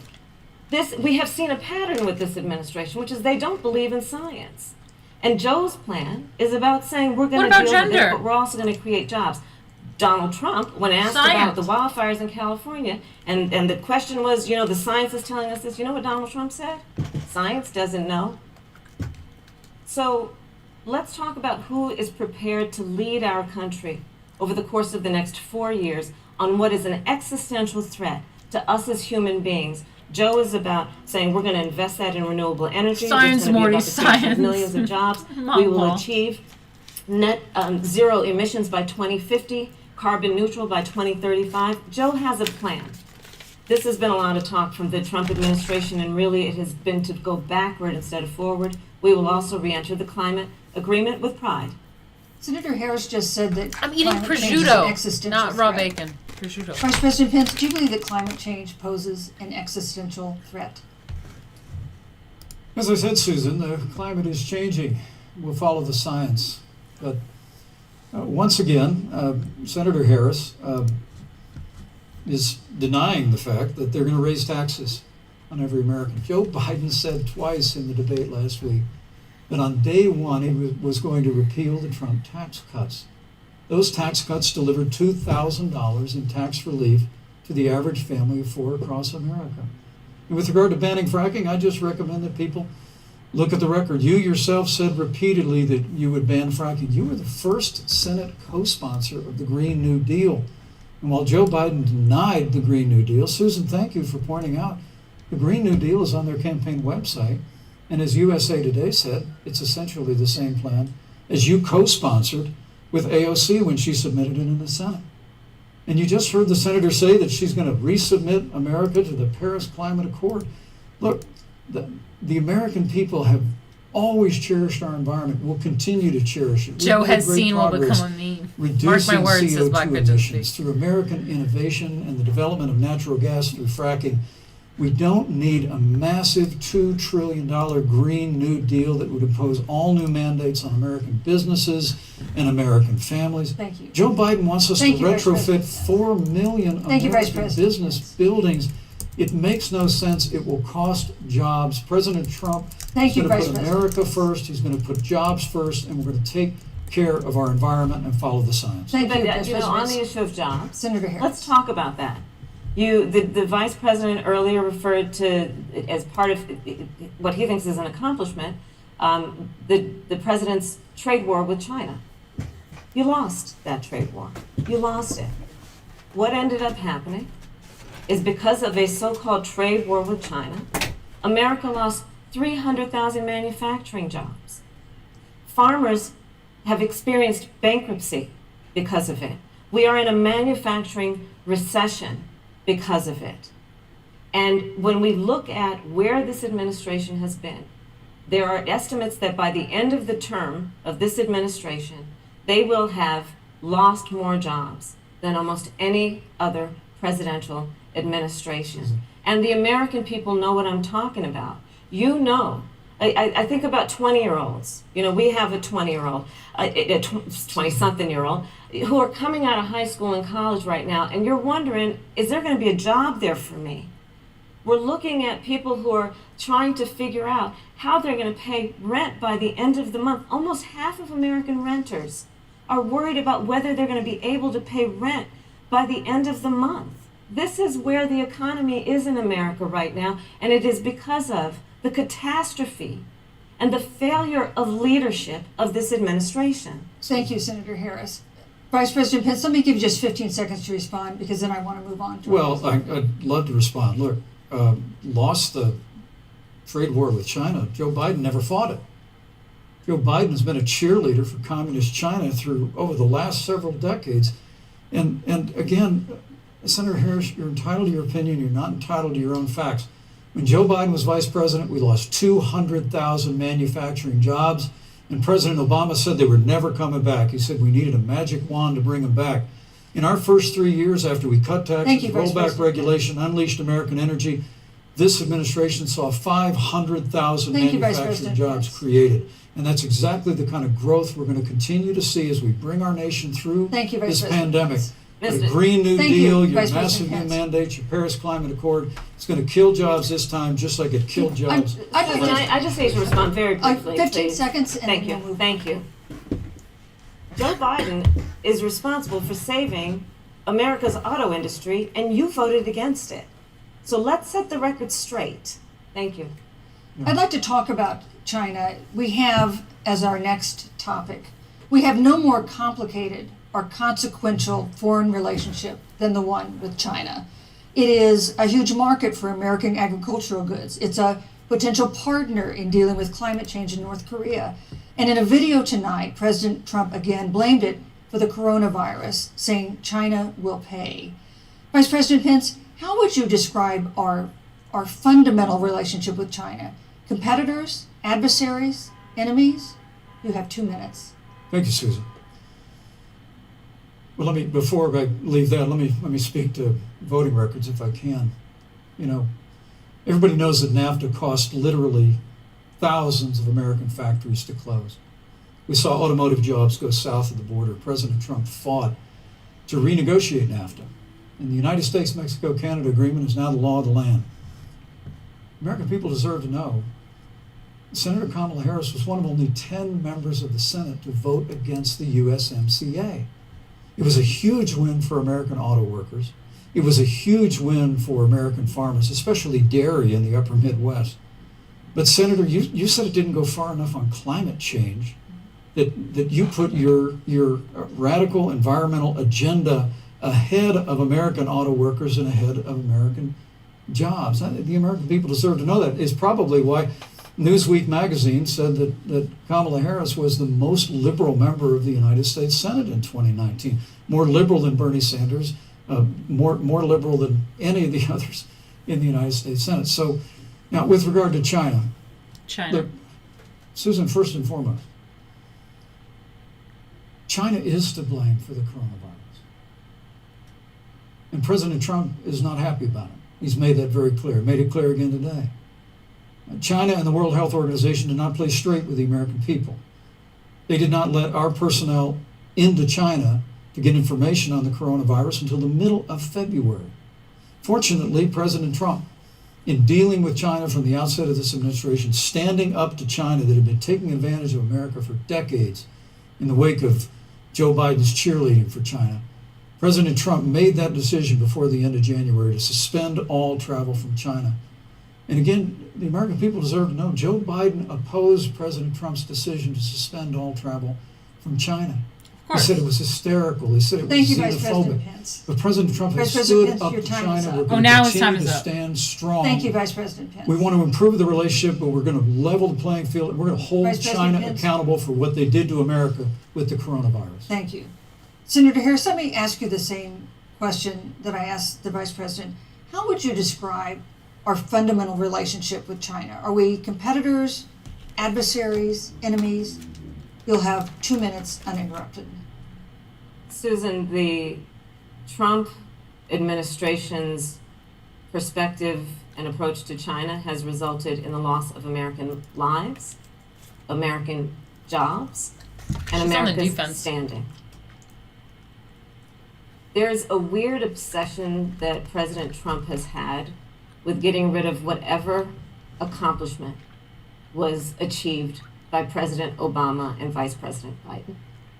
For example, they created within the White House an office that basically was responsible for monitoring pandemics. They got rid of it. There was a team of disease experts that President Obama and Vice President Biden dispatched to China to monitor what is now predictable and what might happen. They pulled them out. We now are looking at 210,000 Americans who have lost their lives. Let's look at the job situation. We mentioned before the trade deal, the trade war, they wanted to call it, with China. It resulted in the loss of over 300 manufacturing jobs and a manufacturing recession, and the American consumer paying thousands of dollars more for goods because of that failed war that they called it. Then let's talk about standing. Pew, a reputable research firm, has done an analysis that shows that leaders of all of our formerly allied countries have now decided that they hold in greater esteem and respect Xi Jinping, the head of the Chinese Communist Party, than they do Donald Trump, the President of the United States, the Commander-in-Chief of the United States. This is where we are today. She's so naggy. Because of a failure of leadership by this administration. That's her response to Senator everything. Harris, Failure we've of seen leadership by changes this administration. in the That's role it. of the United States in terms of global leadership Her whole answer. over the past 4 years. It's everything. And of course, times do change. What's your definition? We've seen strains with China, of course, as the Vice President mentioned. We've seen strains with our traditional allies in NATO and elsewhere. What is your definition of the role of American leadership in 2020? So, you know, Joe is, I love talking with Joe about a lot of these issues. And, you know, Joe, I think he said it quite well. He says, you know, foreign policy, it might sound complicated, but really it's relationships. So just think about it as relationships. And so we know this in our personal and professional relationships. You got to keep your word to your friends. You got to be loyal to your friends. People who've stood with you, you got to stand with them. You got to know who your adversaries are. Gotta stick with and your keep them in friends. check. Keep them in check. But what we have seen with Donald Trump is that he has betrayed our friends and embraced dictators around the world. Let's take, for example, Russia.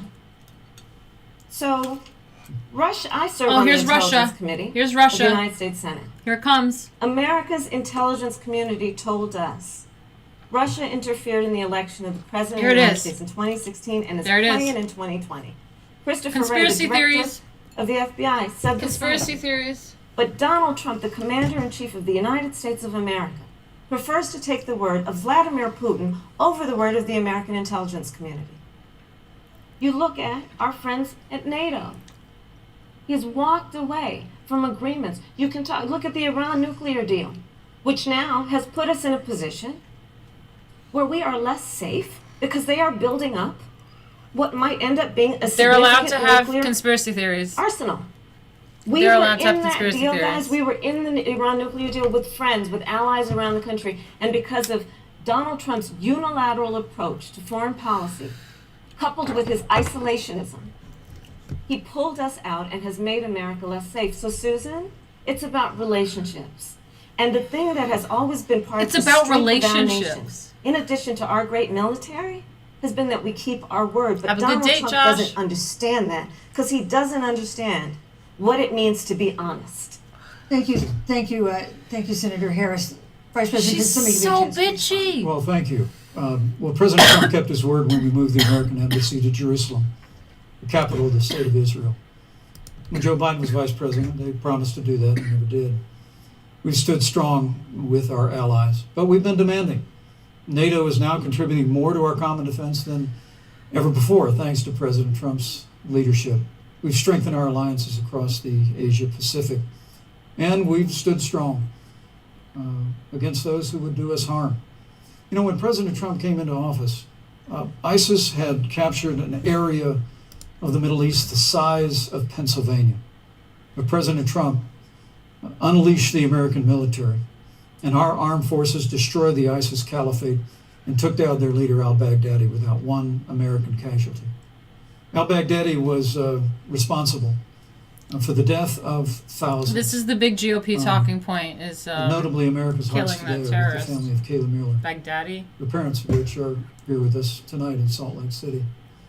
Today, 2 of the ISIS killers responsible for Kayla Mueller's murder were brought to justice in the United States. Jihadi John was killed on the battlefield along with the other. Jihadi John. The reality is that when Joe Biden was vice president, we had an opportunity to save Kayla Mueller. It breaks my heart to reflect on it, but the military came into the Oval Office, presented a plan. They said they knew where Kayla was. Baghdadi had held her for 18 months, abused her mercilessly before they killed her. But when Joe Biden was vice president, they hesitated for a month. And when armed forces finally went in, it was clear she'd been moved 2 days earlier. And her family says with a heart that broke the heart of every American that if President Donald Trump had been president, they believe Kayla would be alive today. Thank you, Vice Look, President. we destroyed the ISIS caliphate. And you talk about re-entering the Iran nuclear deal. I mean, the last administration transferred $1.8 billion to the leading state sponsor of terrorism. President Donald Trump got us out of the deal. Thank you, Vice President Pence. And when Qasem Soleimani was traveling to Baghdad to do harm to Americans, Thank you, Vice President Donald Pence. Trump Thank you, took Vice out. President Pence. Thank you, America Vice President Pence. is safer, our allies are safer, and the American people know President Donald Trump will Thank you, Vice never President Thank you, Pence. Vice President take Pence. action. I would like to give Senator Harris a chance to respond, but not at such great length, because of course there are other topics we want to talk about. But I would like equal time. Yes. Thank you. Please go ahead. First of all, to the Mueller family, I know about your daughter's case, and I'm so sorry. I'm so sorry. Let me pretend to cry for a second. What happened to her is awful, and it should have never happened. Why does it come across and I know so Joe fake? feels the same way. I feel like it does. And And when I Pence know does that it, it President doesn't come Obama across feels the same fake. way. He's just so classy. Um, Comes but you across so mentioned smug Soleimani. when she does it. Let's start there. So, after the strike on Soleimani, there was a counter strike on our troops in Iraq. And they suffered serious brain injuries. And do you know what Donald Trump dismissed them Thank as? you, Vice President Headaches. Pence. And this is about a pattern of Donald Trump's, where he has referred to our men who are serving in our military as suckers and losers. Donald Trump, who went to Arlington Cemetery and stood above the graves of our fallen heroes and said, So cringy. Oh my God. what's in it for them? Because So of course, fake. he only thinks about what's in it for him. Let's take what he said about John McCain, a great American hero. And Donald Trump says he doesn't deserve to be called a hero because he was a prisoner of war. And this is very important when you want to talk about who is the current commander-in-chief and what they care about and what they don't care about. Public reporting that Russia had bounties on the heads of American soldiers. And you know what a bounty is? It's somebody puts a price on your head and they will pay it if you are killed. And Donald Trump had talked at least 6 times to Vladimir Putin and never brought up the subject. Joe Biden would never do that. Thank you. Joe Biden would, but Joe Biden would hold Russia to account for any threat to our nation's security or to our troops who are sacrificing their lives for the sake of our democracy and our safety. Thank you, Senator Harris. This is such an important issue, but we have other important issues as well. And Susan, I want to make sure we have a chance I really have talk to respond to about that. Look, she has 15 seconds because Well, I gotta we're have trying more to than keep. that. Look. Well, I'm sorry, but Vice President, Look, but you've had more time than she's had so the far. slanders against President Donald Trump regarding men and women of our armed forces are absurd. I'm sorry, Vice My President son Pence. is a captain in the United Yes. States Marine Corps. My son-in-law is deployed in the United States Navy. I can assure all of you, with sons and daughters serving in our military, President Donald Trump not only respects but reveres all of those who serve in our armed forces, and any suggestion otherwise is ridiculous. But Let thank me you, also Vice say, President Pence. the Vice American President Pence, people you deserve, know, Susan, Vice the President American Pence, people I deserve to didn't, know. Vice President that- Pence, I did not. the Excuse me. Susan, the I did American not people create deserve the to know rules for tonight. Joe Biden.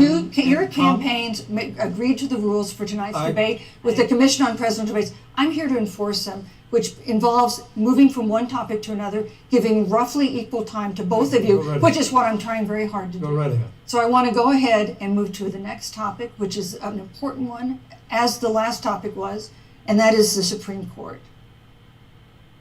On Monday, the Senate Judiciary Committee is scheduled to open hearings on Amy Coney Barrett's nomination to the Supreme Court. Senator Harris, you'll be there as a member of the committee. Her confirmation would cement the court's conservative majority and make it likely open to more abortion restrictions, even to overturning the landmark Roe v. Wade ruling. Access to abortion would then be up to the states. Vice President Pence, you're the former governor of Indiana. If Roe v. Wade is overturned, what would you want Indiana to do? Would you want your home state to ban all abortions? You have 2 minutes, uninterrupted. Well, thank you for the question, but I'll use a little bit of my time to respond to that very important issue before. The American people deserve to know Qasem Soleimani, the Iranian general, was responsible for the death of hundreds of American service members. When Salami. the opportunity came, we saw him headed to Baghdad to kill more Americans. President Trump didn't hesitate, and Qasem Soleimani is gone. Salami. But you deserve to know that Joe Biden and Kamala Harris actually criticized the decision to take out Qasem Soleimani. It's really inexplicable, but with regard to Joe Biden, it's explainable. Because history records that Joe Biden actually opposed the raid against Osama bin Laden. It's absolutely essential that we have a commander-in-chief who will not hesitate to act to protect American lives and to protect American service members, and that's what you have in President Donald Trump. Now, with regard to the Supreme Court of the United States, let me say President Trump and I could not be more enthusiastic about the opportunity to see Judge Amy Coney Barrett become Justice Amy Coney Barrett. And she's a brilliant woman, and she will bring a lifetime of experience and a sizable American family to the Supreme Court of the United States. And our hope is, in the hearing next week, unlike Justice Kavanaugh received with treatment from you and others, we hope she gets a fair hearing. And we Burn. particularly hope that we don't see the kind of attacks on her Christian faith that we saw before. And the Democrat chairman of the Judiciary Committee before, when Judge Barrett was being confirmed for the Court of Appeals, expressed concern that the dogma of her faith lived loudly in her. Dick Durbin of Illinois said that it was a concern. Dick Durbin.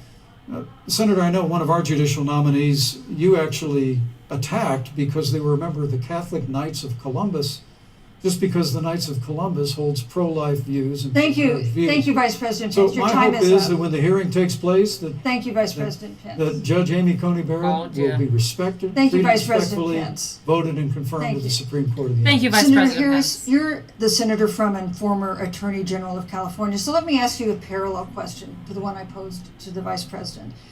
If Roe v. Wade is overturned, what would you want California to do? Would you want your home state to enact no restrictions on access to abortion? And you have 2 minutes uninterrupted. Thank you, Susan. First of all, Joe Biden and I are both people of faith, and it's insulting to suggest that we would knock anyone for their faith. And in fact, Joe, if elected, will be only the second practicing Catholic as President of the United States.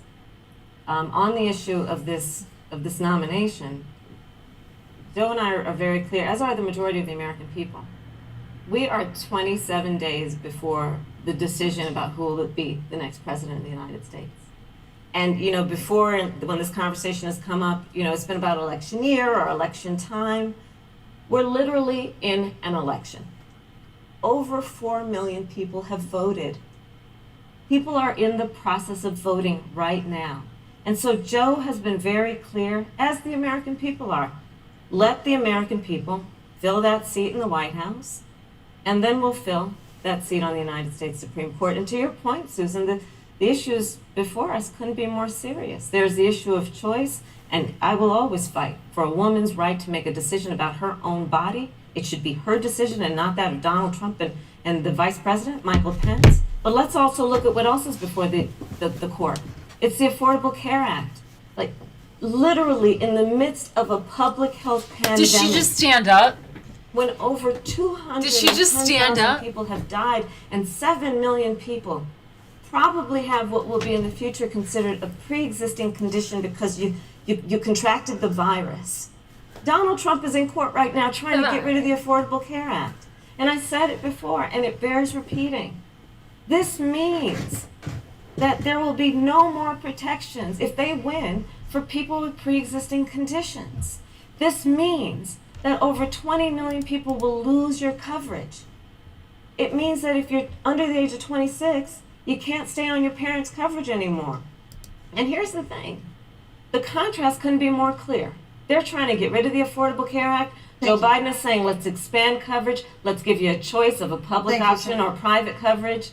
Let's bring down premiums. Thank you, Senator Let's Harris. lower Medicare eligibility to 60. Thank you, Senator. That's true leadership. To 60. You know, you mentioned That's true earlier, Vice President Pence, that the president was committed to maintaining protections for people with pre-existing conditions. But you do have this court case that you are supporting, your administration supporting, that would strike down the Affordable Care Act. The president says, President Trump says that he's going to protect people with pre-existing conditions, but he has not explained how he would do that. And that was one of the toughest nuts to crack when they were passing the Affordable Care Act. So tell us specifically, how would your administration protect Americans with pre-existing conditions to have access to affordable insurance if the Affordable Care Act is struck down? Well, thank you, Susan. But let me just say, addressing your very first question, I couldn't be more proud to serve as vice president to a president who stands without apology for the sanctity of human life. I'm pro-life. I don't apologize for it. And this is another one of those cases where there's such a dramatic contrast. Joe Biden and Kamala Harris support taxpayer funding of abortion all the way up to the moment of birth. Late-term abortion. They want to increase funding to Planned Parenthood of America. Now, for our part, I would never presume how Judge Amy Coney Barrett would rule on the Supreme Court of the United States, but we'll continue to stand strong for the right to life. When you speak about the Supreme Court, though, I think the American people really deserve an answer, Senator Harris. Are you and Joe Biden going to pack the court if Judge Amy Coney Barrett is confirmed? I mean, there have been 29 vacancies on the Supreme Court during presidential election years, from George Washington to Barack Obama. Presidents have nominated in all 29 cases. But your party is actually openly advocating adding seats to the Supreme Court, which has had 9 seats for 150 years, if you don't get your way. This is a classic case of, if you can't win by the rules, you're going to change the rules. Now, you've refused to answer the question. Joe Biden has refused to answer the question. So I think the American people would really like to know, if Judge Amy Coney Barrett is confirmed at the Supreme Court of the United States, are you and Joe Biden, if somehow you win this election, going to pack the Supreme Court to get your way? I'm so glad we went through a little history lesson. Let's do that a little more. In 1864... Well, I'd like you to answer the question. No, Mr. Vice President, I'm speaking. I'm speaking. Okay. In 1864, one of the, I think, political heroes, certainly of the president, I assume if you also, Mr. Vice President, is Abraham Lincoln. Mm-hmm. Abraham Lincoln was up for re-election. And it was 27 days before the election. and a seat became open on the United States Supreme Court.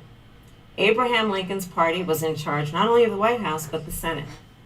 We're going back But to Abraham Honest Lincoln? Abe said it's not the right thing to do. The American people deserve to make the decision about who will be the next president of the United States. And then that person can select who will serve for a lifetime. Oh, they want to make of sure our that land. they could possibly. And so Joe pick. and I are very clear. The American people are voting right now. And it should be their decision about who will But Trump's the serve president on this most right important now. body for a lifetime. He's the Thank you. president. And- Right and Senator if Harris. people He gets that citizens are pick. voting right now, they'd like to know if you and Joe Biden are going to pack the Supreme Court if you don't get your way in this nomination. Let's talk about You packing. once Come again on. gave a non-answer. Joe Biden gave a non-answer. Trying to answer you The now. American people deserve a straight answer. And if you haven't figured it out yet, the straight answer is they are going to pack the Supreme Court if they somehow win this election. Men and Mr. women, Vice I President, got to tell you, thank- people across this country, if you cherish our Supreme Court, if you cherish the separation of powers, you need to reject the Biden-Harris ticket. Come November the 3rd, re-elect President Donald Trump, and we'll stand by that separation of powers in a 9-seat Supreme Court. Yeah, Thank let's you. talk about packing the court then. Let's talk about the Please. fact. Yeah, I'm Please. So Ooh. the Trump-Pence administration has been, because I sit on the Senate Judiciary Committee, Susan, as you mentioned, and I've witnessed the appointments for lifetime appointments to the federal courts, district courts, courts of appeal. She's very People pleased who with are herself. purely ideological, people who have been reviewed by legal professional organizations and found to have been not competent, are substandard. And do you know that of the 50 people who President Trump appointed to the Court of Appeals for lifetime appointments, not one is black? Oh This is God. what they've been doing. You want to talk Oh about my packing God, the is this court? where Let's you're have going that with discussion. this? Is this where we're going? Thank you, Senator. Let's go on and talk about the issue of racial justice. I just want the record to reflect she never answered the question. I think in the next debate, Joe Biden will answer the Thank question, you, but I think thank the you. American people know the answer. Thank you, President. In Yes, March, Breonna Pence, Taylor, yes. a 26-year-old I like emergency room Pence. technician in Louisville, was I shot like and Pence. killed after police officers executing a search warrant in a narcotics investigation broke into her apartment. The police said they identified themselves. Taylor's boyfriend said he didn't hear them do that. He used a gun registered to him to fire a shot, which wounded an officer. The officers then fired more than 20 rounds into the apartment. They say they were acting in self-defense. None of them have been indicted in connection with her death. Senator Harris, in the case of Breonna Taylor, was justice done? Oh You have shit. 2 minutes. Really? I don't believe so. And I've talked with Breonna's mother, Tamika Palmer, and her family. And her family deserves justice. She was a beautiful young woman. She had as her life goal to become a nurse, and she wanted to become an EMT to first learn what's going on out on the street so she could then become a nurse and save lives. And her life was taken unjustifiably and tragically and violently.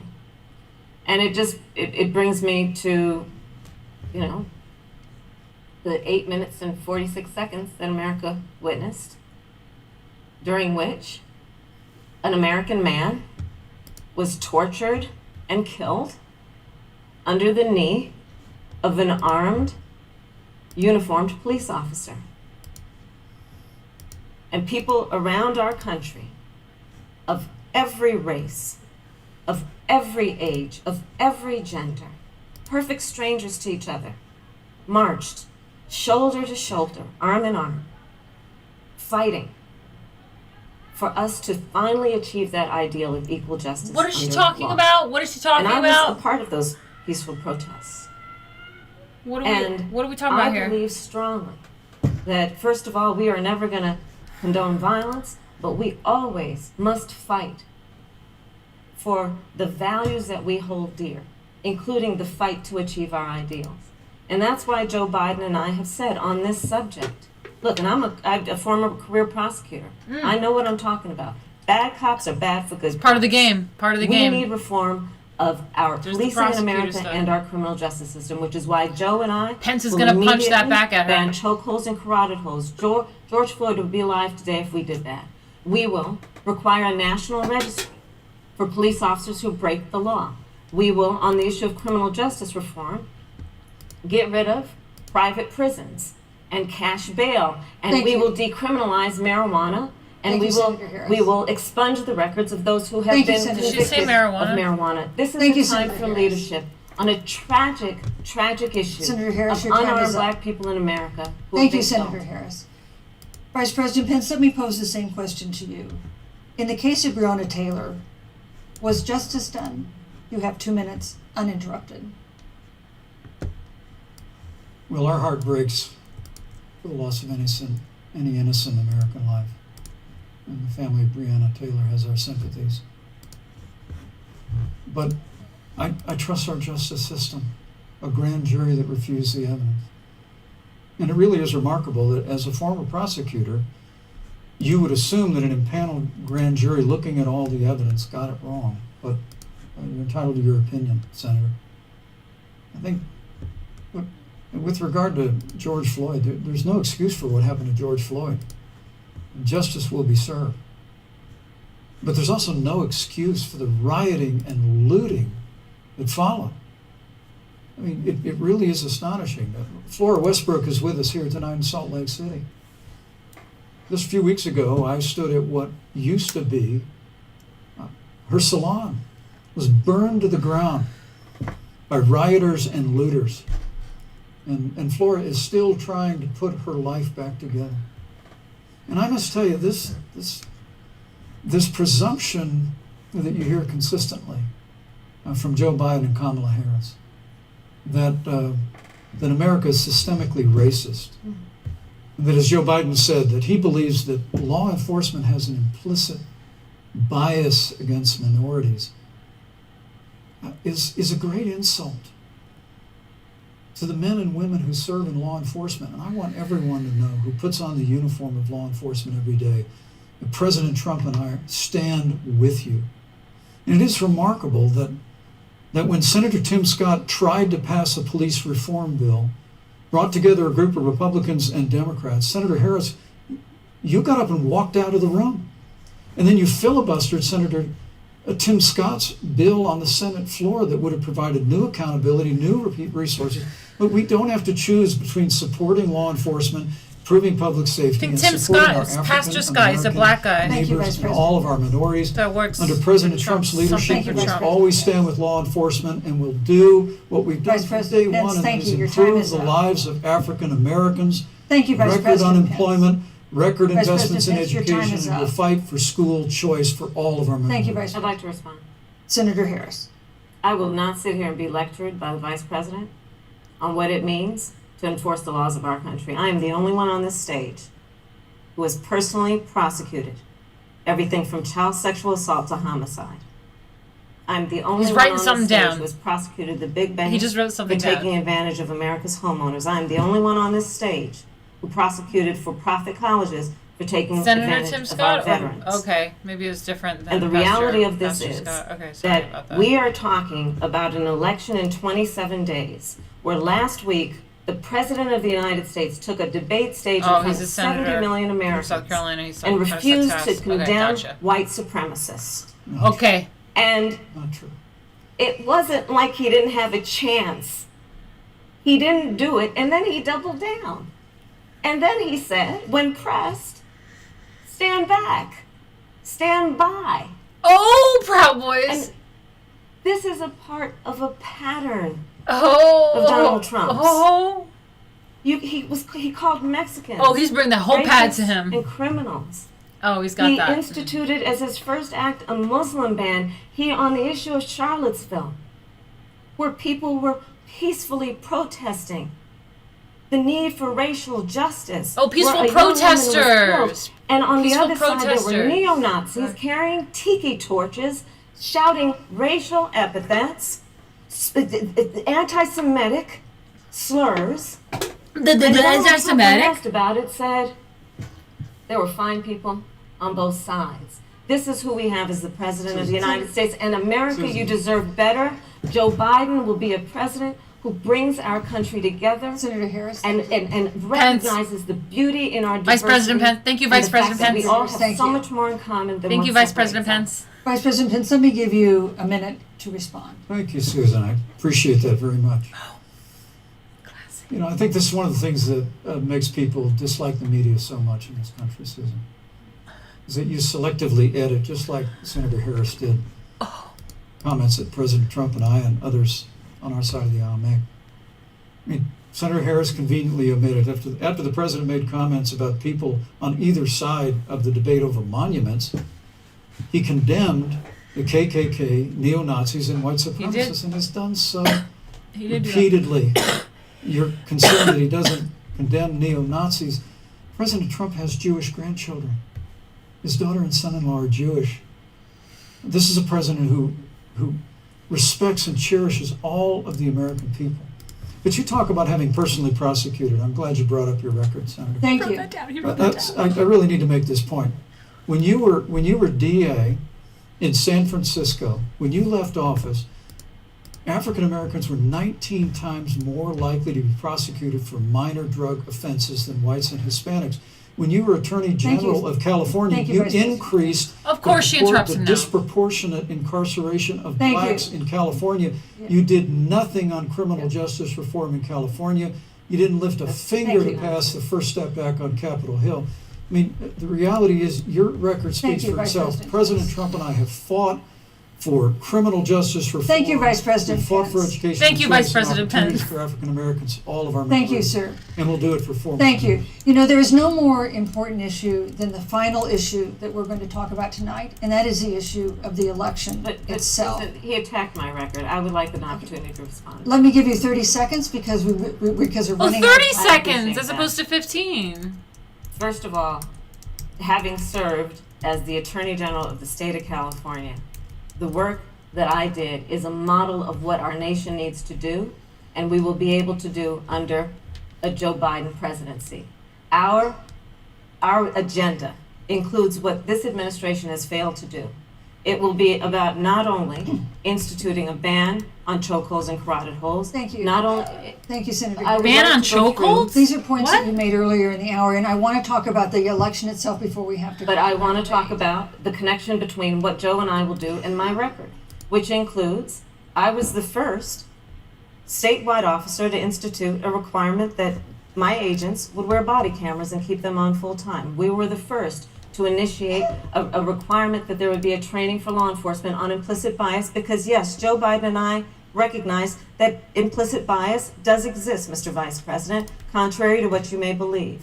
We did the work of instituting reforms that were about investing in reentry. This is the work that we have done and the work we will do going forward. And again, I will not be lectured by the Vice President Okay. on our record of what we have done in terms of law enforcement and keeping our communities safe and a commitment to reforming the criminal justice system of America. Thank you, Senator Harris. And I'd like to pose I'd like you to respond first to the question on our final topic, the election itself.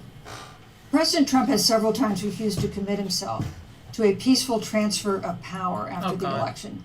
If your ticket Oh, wins God. and President Trump refuses to accept a peaceful transfer of power, what steps would you and Vice President Biden then take? What would happen next? You have 2 minutes. Oh, God.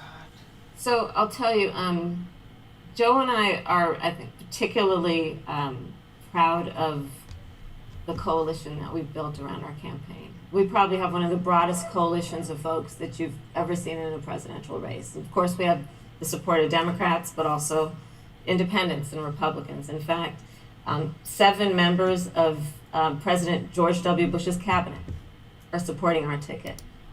We have the support of Colin Powell, Cindy McCain, John Kasich, over 500 generals, retired generals, and former national security experts and advisors are supporting our campaign. Okay, And what I are we believe they talking doing about? that because they know that Joe Biden has a deep, deep-seated commitment to fight for our democracy and to fight for the integrity of our democracy and to bring integrity back to the White House. And so we believe in the American people. We Wanna believe bring in our integrity democracy. back to the White House. And here's what I'd like to say to everybody. Vote. Please vote. Vote early. Come up with a plan to vote. Go to iwillvote.com. You can also go to joebiden.com. We have it within our power in these next 27 days to make the decision about what will be the course of our country for the next 4 years. And it is within our power, and if we use our vote and we use our voice, we will win. If we use and we will not let anyone subvert our democracy with what Donald Trump has been doing, as he did on the debate stage last week, when again in front of 70 million people, he openly attempted to suppress the vote. Joe Biden on the other hand on that same debate stage, because clearly Donald Trump doesn't think he can run on a record because it's a failed record. Thank you. Joe Biden on that stage said, hey, just please vote. So I'll repeat what Joe said. Please vote. Thank you, Senator. Vice President Pence, President Trump has several times refused to commit himself to a peaceful transfer of power after the election. What the fuck are you talking about? If Vice President about? Biden is declared the winner and President Trump refuses to accept a peaceful what the fuck is she talking about? Refusing what would a be peaceful your role transfer and responsibility as Vice President? What would you personally do? You have 2 minutes. Well, Susan, first and foremost, I think we're going to win this election. Because while Joe Biden and Kamala Harris rattle off a long litany of the establishment in Washington, D.C., an establishment that Joe Biden's been a part of for 47 years, President Donald Trump has launched a movement of everyday Americans from every walk of life. And I have every confidence that those same Americans that delivered that historic victory in 2016, they see this president's record where we rebuild our military, we revived our economy through tax cuts and rolling back regulation, fighting for fair trade, unleashing American energy. We appointed conservatives to our federal courts at every level. And we stood with the men and women of law enforcement every single day. And I think that movement of Americans has only grown stronger in the last 4 years. But when you talk about accepting the outcome of the election, I must tell you, Senator, your party has spent the last 3.5 years trying to overturn the results of the last election. It's amazing. When Joe Biden was vice president of the United States, the FBI actually spied on President Trump and my campaign. Yup, there we go, There were documents Pence. released this week that the CIA actually made a referral to the FBI documenting that those allegations were coming from the Hillary Clinton campaign. And of course, we've all seen the avalanche, what you put the country through for the better part of 3 years until it was found that there was no obstruction, no collusion, case closed. And then Senator Harris, you and your colleagues in the Congress tried to impeach the President of the United States over a phone call. And now Hillary Clinton has actually said to Joe Biden that in her words, under no circumstances should he concede the election. So let me just say, I think we're going to win this election. President Trump and I are fighting every day in courthouses to prevent Joe Biden and Kamala Harris from changing the rules and creating this universal mail-in voting that will create a massive opportunity for voter fraud. And we have a free and fair election. We know we're going to have confidence in it. And I believe in all my heart that President Donald Trump's going to be reelected for 4 more years. You know, I've written all the questions that I've asked tonight, but for the final question of the debate, I'd like to read a question that someone else wrote.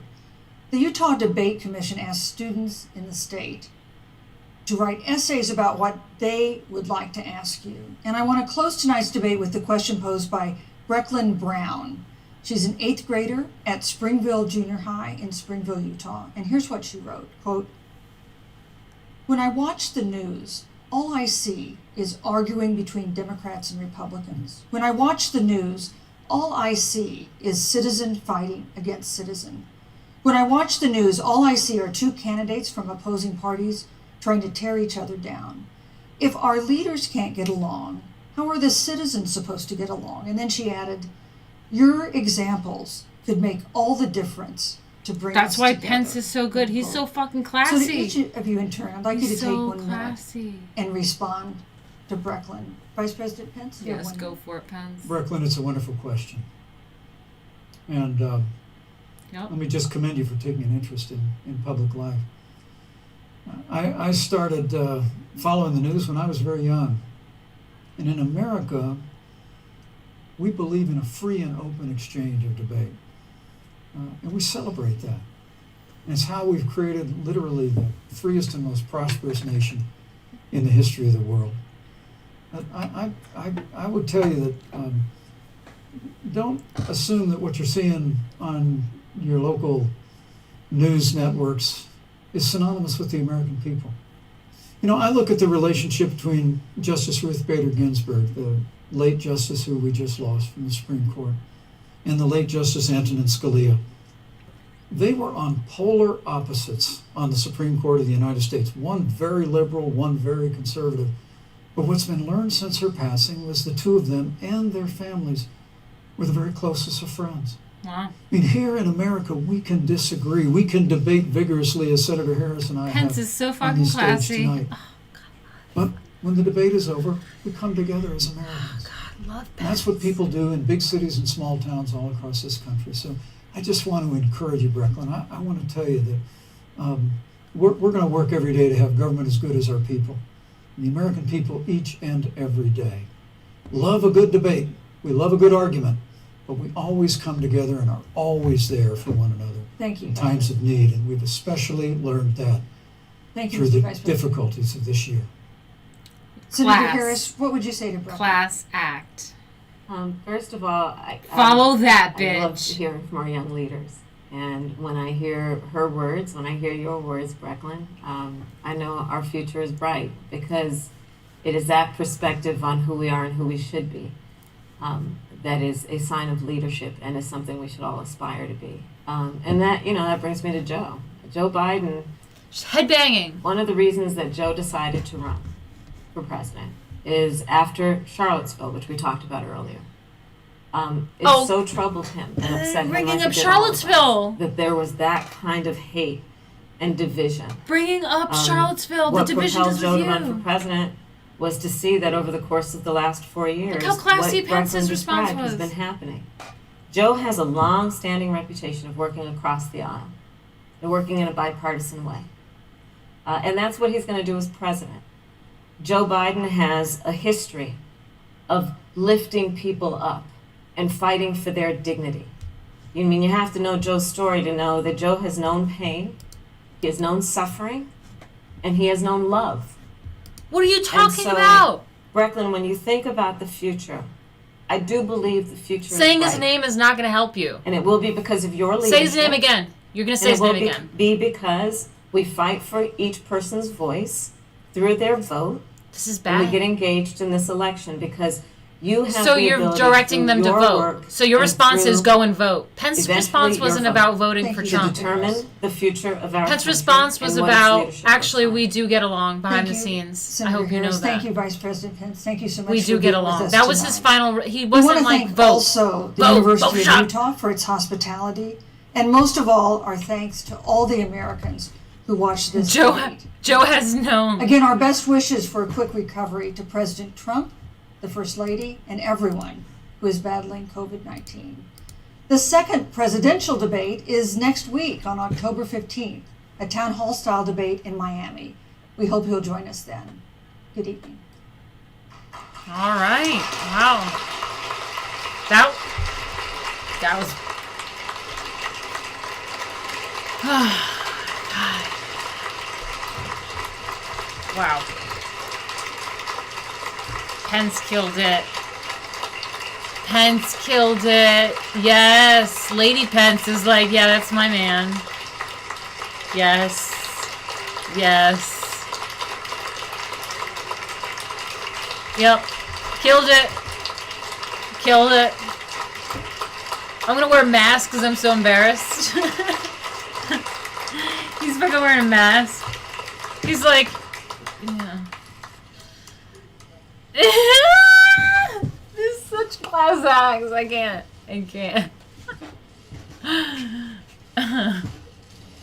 Oh my god. What's happening? Stay classy, Pence. Pence wins. Mike Pence was awesome. I like Pence. People think he's like super GOP. Whatever. I have always voted Republican. I have like Ron Paul as well, so maybe Libertarian, but on the Republican ticket. So I can maybe get a little bit neocon sometimes. Sometimes I get a little neocon, and I like Pence. I like Pence. Imagine being the cuck that married Kamala Harris, a white dude. Super chats? Do we have super chats? Oh, okay. Yeah. Okay, well, great. So, let me just check this out for a second. Oh, great. We got a few more since the end of this. Yeah, I was a little worried because it was like $5 for the whole 2 hours. And last minute, I think if you guys were appreciating the stream and threw in a little something. So we have Greg Rubino gave $5. He said, match Pence. Yeah. What do you think, guys? I mean, back to Senator Harris. Will you take the vaccine if there is one? We're not listening to them right now. Ooh, yay, 5 Thanks for the stream as always. Pence really is a class act. Really is. He really is, yes.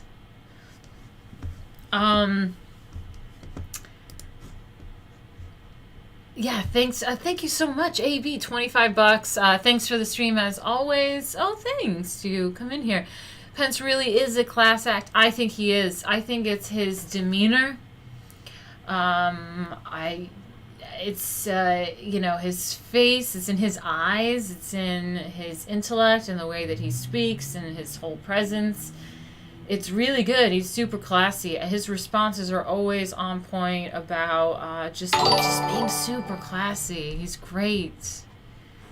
He's great. I had turned it off about halfway into it, but I'm having fun watching your reactions. LMAO. I love the way she says that. I had turned it off about halfway into it, but I'm having fun watching reactions, laughing my ass off. Okay, well, good. Hey, Brett. Ed Brown. Thanks so much. Oh, great. Thanks for coming in. Yay. Okay, I was like really stressed. I gotta make up for getting prosciutto. You know what I mean? Prosciutto's like $8, and then the other one was like $5. Mozzarella. Shit adds up. Anyway, yeah, thank you so much. Pence just is a class act. Match Pence. Next, McDonald said $5. Said, Martina, let's play the Charlottesville drinking game. Oh, okay, now I get it. I saw it come in and I was kind of like, what are you talking about? Like, what? Is this some like thing I don't know about that's like kind of sketchy that's going to get me down a bad place? But now I get it. You mean every time they bring up Charlottesville or something like that to drink? Yeah. You know it. It's so crazy when they start getting into their talking points and it's so basic bitch like I don't know how to explain it, but they start getting into like, and they don't care about black people. It's like, oh my god, like this is just so mind-numbingly retarded when they start getting into that whole talking point. It's like, how much does the GOP have to fucking cuck to minorities and what have you? So like, it's never gonna be enough. It's just so ridiculous. So anyway, then we have Max McDonald gave $2. Martina, how do you rate Harris acting skills? I think they're pretty bad. Now listen to me. If Pence is acting, I rate his acting skills very good because I think that he comes across very honest and emotional, genuine. He comes across genuine and just a class act. So if that's all a charade, then he has good acting skills. However, I mean, how much of that can be a charade? I mean, the things he was saying was basically just defending Trump and defending his stance. And I mean, like, you're gonna find ways to defend your stance. So, like, that's all he was doing, and he was being genuine about it. And I mean, the way that I think that he frames things, like even that pop-up question that the junior high kid asked was like, he was very... This is a very politician, I think, an old school politician, because we haven't seen, Obama, if people are really young, people don't realize that Obama was a very inexperienced politician, that he was like a first-time senator type shit, and then became a presidential candidate. And so before that, like, this whole art of rhetoric was like, you know, it's a thing. And Trump is not a very experienced politician, and they make that a bad thing nowadays, but they made that a good thing during Obama because it was very fresh. It was very honest. It was like whatever. But I feel like Pence has that old school rhetoric where he's able to formulate a good response in his head right away. I don't know what skills or training he has to be able to do that, but he's just really good at being able to formulate a response very quickly that knows to tap into, you know, human emotion and whatever. And the thing is, Camilla, when she does it, I think it's really fake. You know, so they could both be very well playing off of that, but I think that the left come across very petty. They come across really naggy and attacking on the other side with really basic points, when Pence really comes out about like really classy and really like thought through and like follows like a really good formula for answering a question, I think. Anyway, sorry, let me catch up to what you guys are saying. I was just like talking. Woo! I was talking. So what do we have? Check your Streamlabs. By the way, Camilla is a skank. Thanks, Netlux TV. You've been really fun in here. Thank you so much. Yeah. It's been fun. Holy shit. Let me catch up to what you guys are saying. Obama was literally raised to be a politician. His life path was programmed early on. I think sometime after his get high phase. Yeah. Did anyone notice a fly on Pence's hair? No! Did that happen? No! That happened to Hillary. No! She's a slattern, says Dan. Yes, slattern. Pence is also deep state. Well, that could quite possibly be, but like I said, his art of rhetoric, it's pretty good. It's pretty good. Pence is a student of Reagan. Okay. Let me see.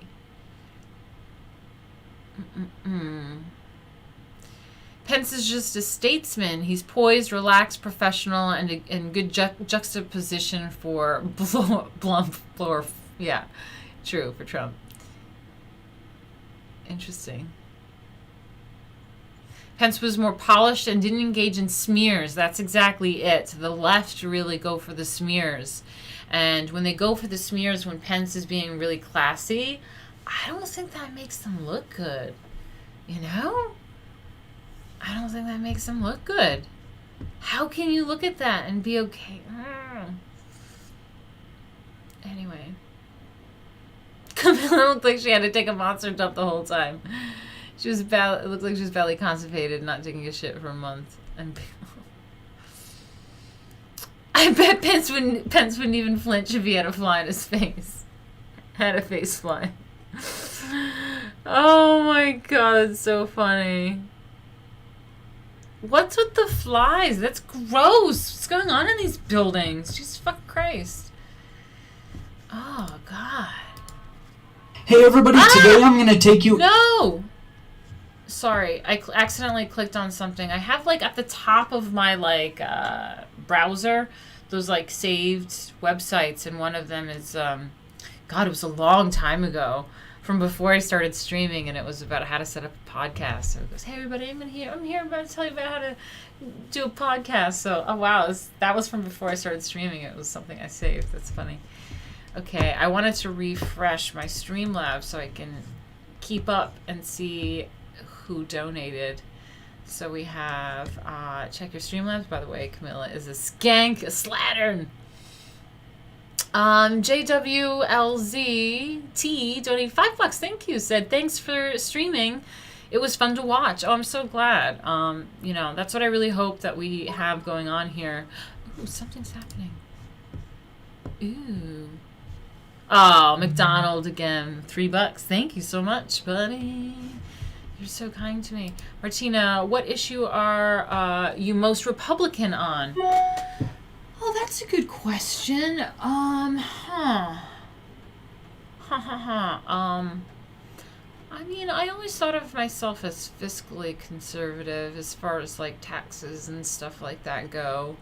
I'm pretty, you know, anti-government, like homeschool type shit too, to be honest. I mean, that's a good question. I was always just like, you know, drunk and high right now, and I'm 35, and I remember being very fiery and passionate when I was in my youth, when I was like, you know, senior year of high school and in my 20s. But nowadays I feel so tired and exhausted about politics, and my opinions have changed throughout times. But yeah, I mean, I would say probably still the fiscal stuff, but nowadays even socially, because I thought I was like socially liberal, but when I was in that like LGBT nightlife freak scene, like whatever liberal crazy party nightlife New York City scene, things started really shifting really fast around like 2013 to 2016, like super fast, maybe 2010. I don't know, I feel like it was like 2013 and on, something just went boom, and I was just like super irritated by SJW's feminism. I was very anti-feminist, and just a lot of my social things became really conservative. And I remember getting into fights with other burlesque girls about, you know, lifting luggage and being like, is there a man around that can help me with my luggage, you know? And they were like, we don't need men, and like things like that really rubbed me the wrong way. And that's kind of how I got into conservatism, you know, more again after feeling a little bit. I didn't vote when Obama's second term because I feel like presidents always win 2 terms. And so it really wasn't worth it. And at the time, I was really like, both sides suck. Not really into it. Obama's going to win again. Whatever. But yeah. And then when Trump came around, it was just kind of like really fed up culturally by a lot of stuff that was going on. So, and like feminism and all that. Yeah. Just the lifestyle. It was like all fraud. I was just like, fuck it. It all sucks. You guys suck. Anyway, let me go back to the questions. Woo, it's happening. Okay, Pence boss, says Daniel. Wow, what's ZAR? Zhang. So maybe is that some sort of Asian? I don't know. It's Daniel HC Zhang. Let me see what ZAR. Currency. South African Rand. Wow. Cool. Cool. Wow, someone from South Africa. Awesome. That's about $6. Awesome. Thank you. $6 US. Awesome. Thanks, buddy. And then we have Optimus, $5. Thank you. Said nothing. If you want to comment, let me know. Patrick McDonald, $5 through Super Chat says, heads up, Pence is setting himself up to take the reins as GOP if Trump loses re-election. Are you saying that he's going to run for president after Trump? That's interesting, because I think he said he wasn't interested in doing any of that, but like things changed. Probably after being vice president, he's probably up for it.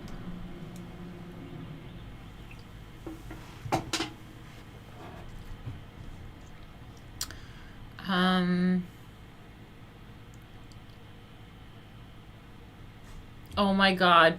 Netlux TV $25 says, I can afford to spare this $5 right now. Hurry up and take it before one of the hobos outside my house runs in and grabs it to further his crack binge. Much love using Streamlabs because fuck Google and their 30% super chat cut bullshit. Thank you so much. That's exactly right. If you guys want to help me out, you can help directly through Streamlabs.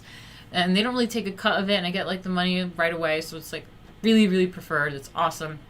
And you can do that by going to the link streamlabs.com/Martina Markota TV. And a little bit from you really helps me out a lot. So thank you so much. Life is really stressful lately, but I do think the next few months, when I'm done with this lease from this apartment in like January, I think I'm, you know, I'm going to do the housewife status stuff, so I will be less stressed. Woo! Heels! Hey! Pence destroyed her. He had a tougher challenge with the fly. Oh my god, that's so fucking funny. Hey Heels versus Babyface, what's up? He came in with the 10 pounds. Them 12 British pounds. British. The 12 British pounds. The sterling? What? I don't know. Whatever. Pence destroyed her. He had a tougher challenge with the fly. I didn't notice the fly. I have to look at the memes and go back at that. Oh my god, I wonder what's going on Twitter. Let's see. That's hilarious. So fucking funny. Let's see what Trump's saying. It's so funny. Alright, he's feeling himself right now. Because he's earned it. There is a solid majority. Okay, he's feeling himself and he's showing all the black people so he can virtue signal. Great, cool. Okay. Oh my god, he's calling her out. He says, 2010 to 2016 under Kamala Harris watch as top dog. I don't know. This is supposed to be Prosecuted for minor drug offenses than whites and Hispanics. When you were Attorney General of California, you increased the disproportionate incarceration of blacks in California. Yeah. You did nothing on criminal justice reform in California. You didn't lift a finger to pass the First Step Back on Capitol Hill. I mean, the reality is your record speaks for itself. President Trump and I have fought for criminal justice reform. Thank you, Vice President. We fought for educational choice and opportunities for African Americans, all of our members. Thank you, sir. And we'll do it for full. Thank you. When you were Anyway. Oh my god.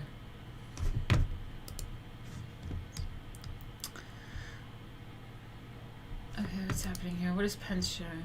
Gave a non-answer. Joe Biden gave a non-answer. Trying to answer you The now. American people deserve a straight answer. And if you haven't figured it out yet, the straight answer is they are going to pack the Supreme Court if they somehow win this election. Men and women, I got to tell you, people across this country, if you cherish our Supreme Court, if you cherish the separation of powers, you need to reject the Biden-Harris ticket. Come to... Okay, let's see. Oh shit, more's happening. How fun. Hey Heather, thanks so much. Thanks for the $5. Bless. I take it you enjoy the lipstick.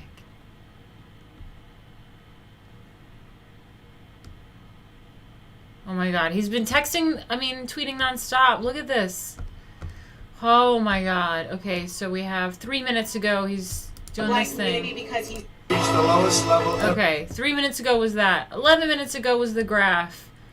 28 minutes ago is this thing. We truly do believe that Judge Barrett. Alright, he's probably trying to make a point there. 28 minutes ago, fucking more Pence action. Regarding men and women of our armed forces. 31 minutes ago. They used to have been selling there for 25 years. So. And you told me this. 33 minutes Answer. ago. Joe Biden gave a non-answer. trying to answer you now. 52 minutes Been ago. wrong on nearly every major foreign policy and national security issue over the past 4 decades. Would he be an effective 43 minutes ago. Oh, the Knights of Columbus accusation. 48 minutes ago. 15 minutes ago. And then 3 hours ago. 58 minutes ago. 59 minutes ago. 1 hour ago. Oh my god, he's going non-stop.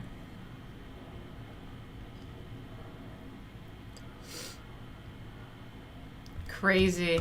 Hilarious.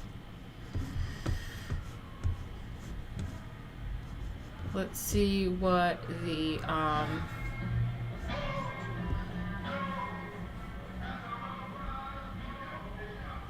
we're getting 2000s with it outside. 2000s ghetto. Which one do I do? Do I do search? Or here's what's happening? What do I do? Show more. Here's what's happening. Show more. The Fly. Let's see The Fly. Oh my god.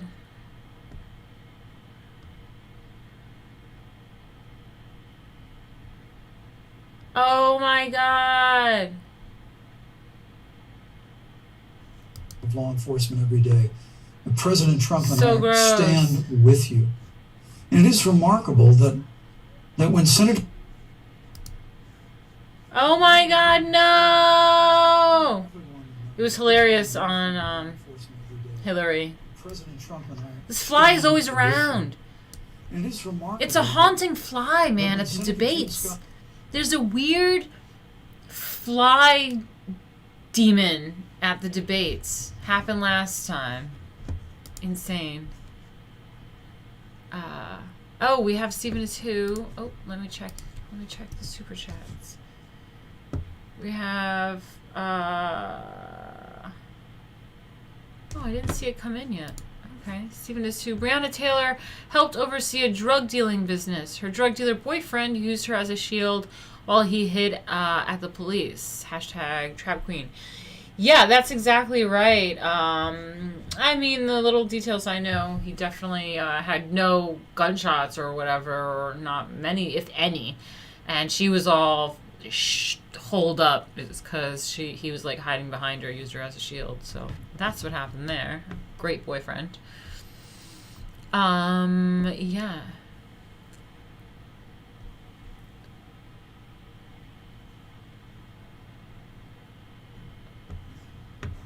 Interesting. All right, guys, I may go to the bathroom, but I'll stay on with you guys a little bit longer if that's what if you want to do. I mean, we have a lot to chat and go over. We can see what Twitter's about and whatnot. It's about 3 hours now, so maybe I'll try to finish my drink. I haven't finished it. I can't ever finish a drink. But I'm going to use the bathroom, so let's do a commercial if you don't mind, and I'll be right back. Do we want the political intro? No, that's the outro and intro. Okay, just let's do the comic book commercial. No, I can't leave now. Okay. We have Max McDonald said, Martina, I think you're also against open borders and mass immigration.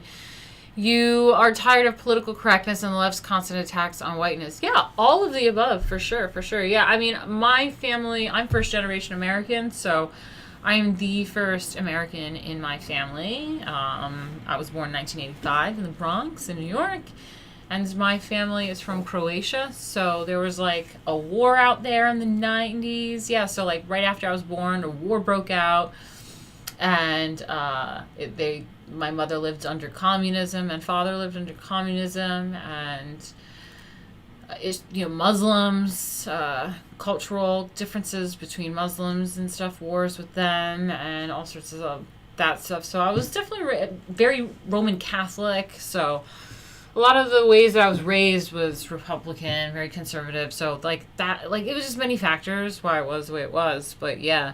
But given the fact that they were immigrants, the whole open borders thing, of course I'm against, because my family worked hard to do it the legal way. They're legal.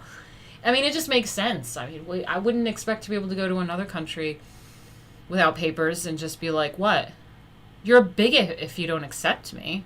It's like, I have to get my papers. Like, you know what I mean? You have to just get your papers done. Like, why is that complicated? There's nothing complicated about that. Just do it the legal way. Like, what's the problem? I mean, I understand how difficult it is because my husband is an immigrant and we're working on our visa, and it's been years and years of no entry and dealing with visas and difficulties. So trust me, I understand. Thanks for the stream, Martina, and thanks, chat, for being classy. Take care, all. Aw, thanks, Seth, for coming by. I love you. You're always a great artist. I do believe that's the guy I'm talking about who's in my Discord. Thanks, Seth, so much. You can always share your links. And that's what I'm saying, man. It's the chat. You know, we keep it classy. We're interesting. A lot of interesting artsy people in the chat. It's always a good time. This is definitely a really cool vibe that we have going on here. It's if you're in the political scene and you're getting involved with who's in my chat, you'd be surprised about how pretty chill, artsy these people are. And this whole world of artsy non-SJWs that are out there, I think you'll really like it. So, yeah, and if you are artsy and, you know, sick of the SJWs or what have you, you have definitely found a bunch of people that get ya. We get ya. Okay, so yeah, what else do we have? Thank you so much. That was the pizza gift. Love it. Yes. Because YouTube takes a cut in the future, I'll do it here. Thank you so much, Vendran. Oh man, thank you so much. $50, awesome. I was so worried all stream. It was like $5 for 2 hours, and now everyone's just hanging out and having fun. Oh, I'm so glad. Oh, thank you guys. Fuck. God, it means so much. It really, really does. Yeah. Thank you. All right, let's check back with this fly situation over here. Ah, no.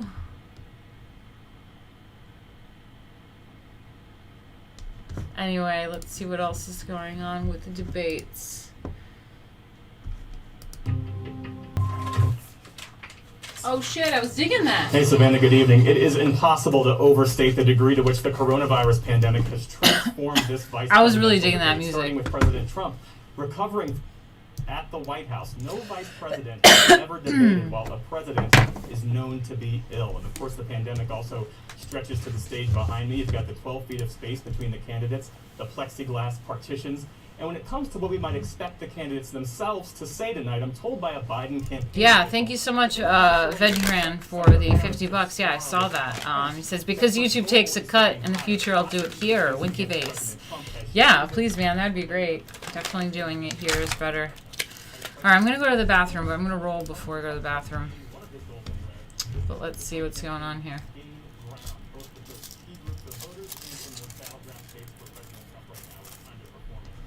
Yeah, this is a good one. So Vice President Pence responds to 8th gradest question from Utah. If our leaders can't get along, how are the citizens supposed to get along? Pence, in America, we believe in the freedom of open exchange of debates, and we celebrate that. Pence should answer questions that was being asked. Moderator is not in control. Camilla answered nothing.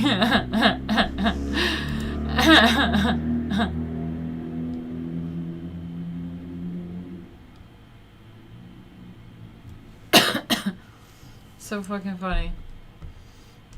But yeah, let's hear his answer again. It's very classy. I loved this. This is probably one of my favorites. At Springville Junior High in Springville, Utah. And here's what she wrote, quote, "When I watch the news, all I see is arguing between Democrats and Republicans. When I watch the news, all I see is citizen fighting against citizen. When I watch the news, all I see are two candidates from opposing parties trying to tear each other down. If our leaders can't get along, how are the citizens supposed to get along?" And then she added, "Your examples could make all the difference to bring us together," end quote. So to each of you in turn, I'd like you to all right, whose mom wrote that? And respond. Someone's parent wrote that Vice shit. Pence, That was not an 8th grader. Brooklyn, it's a wonderful question. And let me just commend you for taking an interest in public life. I started following the news when I was very young. And in America, we believe in a free and open exchange of debate. And we celebrate that. And it's how we've created literally the freest and most prosperous nation in the history of the world. And I would tell you that don't assume that what you're seeing on your local news networks is synonymous with the American people. You know, I look at the relationship between Justice Ruth Bader Ginsburg, the late justice who we just classy lost response, dude. And the late Justice Antonin Scalia. Yup. They were on polar opposites on the Supreme Court of the United States. One very liberal, one very conservative. But what's been learned since her passing was the two of them and their families were the very closest of friends. I mean, here in America, we can disagree. We can debate vigorously, as Senator Harris and I have on this stage tonight. But when the debate is over, we come together as Americans. Love That's what people do in big cities and small towns. The left doesn't do that, but I do that. I just want to encourage you, Brooklyn. I want to I have a few Democrat friends. we're going to work every day to have government as good as our people. And the American people each and every day love a good debate. We love a good argument. But we always come together and are always there for one another. Thank you. In times of need. And we've especially learned that Thank you, through Mr. the Vice President. difficulties of this Thank you, year. Mr. Vice President Pence. Thank you, Vice President Pence. Thank you. I love that. Hilarious.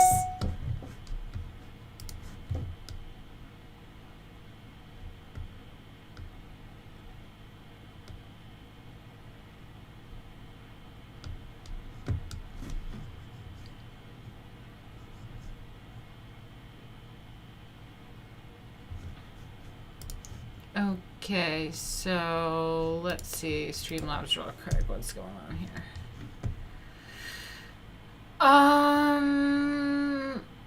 Yeah, okay, we're good.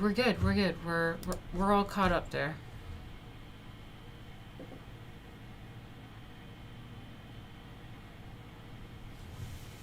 Says, yeah, it took a divisive question straight to unity. That's right. Thank you.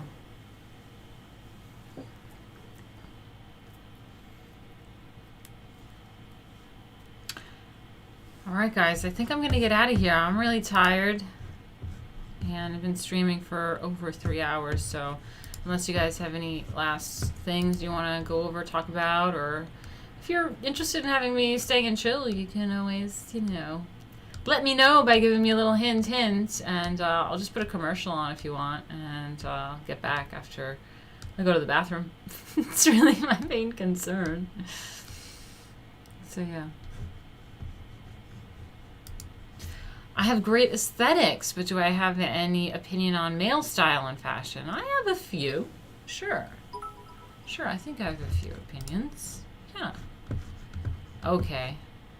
Big Wig donated. I guess maybe we are staying on. Maybe I should just stay on a little bit while I have you guys.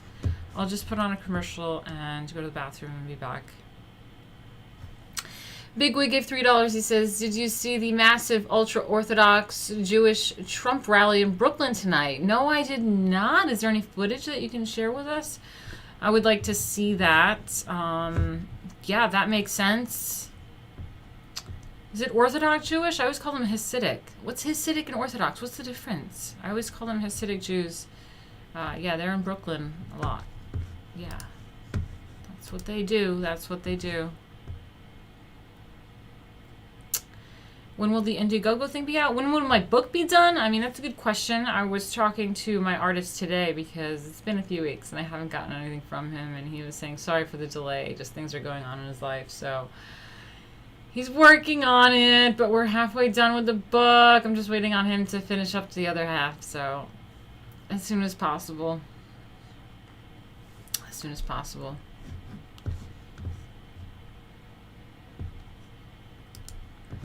Alright, I'm going to put on a commercial. I'll be right back.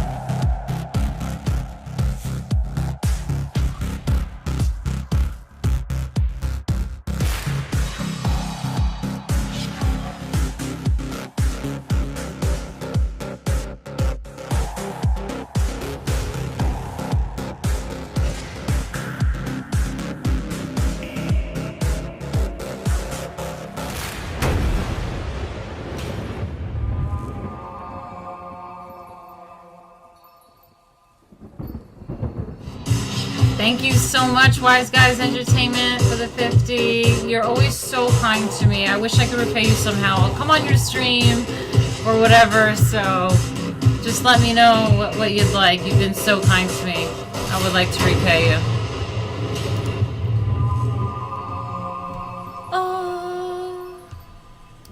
Yep, that's right.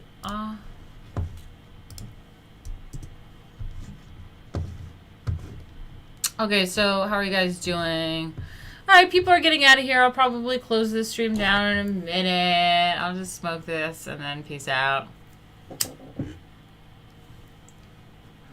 This is my CBD spliff. This is made with CBD. Low THC. Practically none. Basically none. Yeah, if you guys enjoyed it, I think you guys really enjoy each other's company as well. That's the thing that I'm most proud of about all of this, is just building this artistic community, because that's this kind of stuff. That's the kind of stuff that we talk about. You know, we complain about the culture war, and just a lot of us, especially if you're artistic or something like that, it's difficult to kind of, you know, put yourself out there. And so I feel like with us, it's, I think a lot of us are very similar. We're a bunch of nerds, and we are not SJWs, but we're artistic and nerdy. And I think that's, it's really fun to be around each other. It's really fun. The tarot deck is like the worst part of this entire Indiegogo campaign, because I'm focused on the book. Because that's like the most important thing right now, and things I gotta like get back to track on. So whew, I've been thinking about the tarot card, but it's like that's the last thing I'm dealing with. But trust me, even if it's gonna put me in debt, I'm going to get everything out eventually, and it's just time is the biggest issue.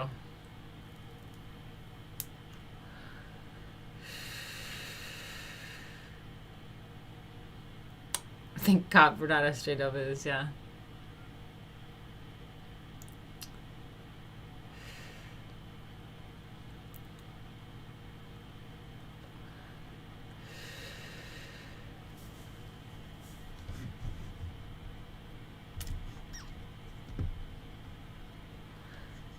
Tarot decks are pretty cool from a psychological standpoint, yeah, for sure.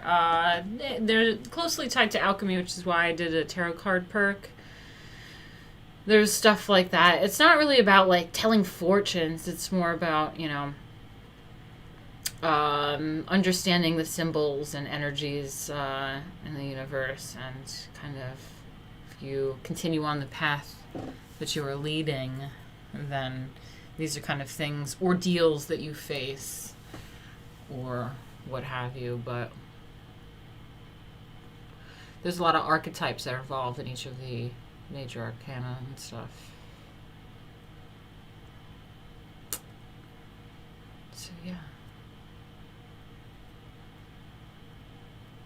Alright, people are leaving and they're getting out of here, so I'm not going to overstay. I'm not overstaying this, but if you guys enjoy this type of stuff, maybe we'll get on tomorrow. I do it pretty regularly every day. We will go over some art history. It's really fun. We always learn some stuff. We are now going over the 1400s to 1500s. So a lot of like Renaissance type stuff, some really epic paintings we're now getting into. Like the really good stuff we're now getting into the art history, I feel like. I mean, we've been on some good shit. I mean, we got the Byzantium, we did the Greek and Roman shit, like a lot of cool stuff, the Egyptian stuff. So yeah, thank you guys. Thank you guys. I'll see you also next debate stream, so keep a lookout for that. It's later on in October. All right, I'm out. Bye, guys. Love ya.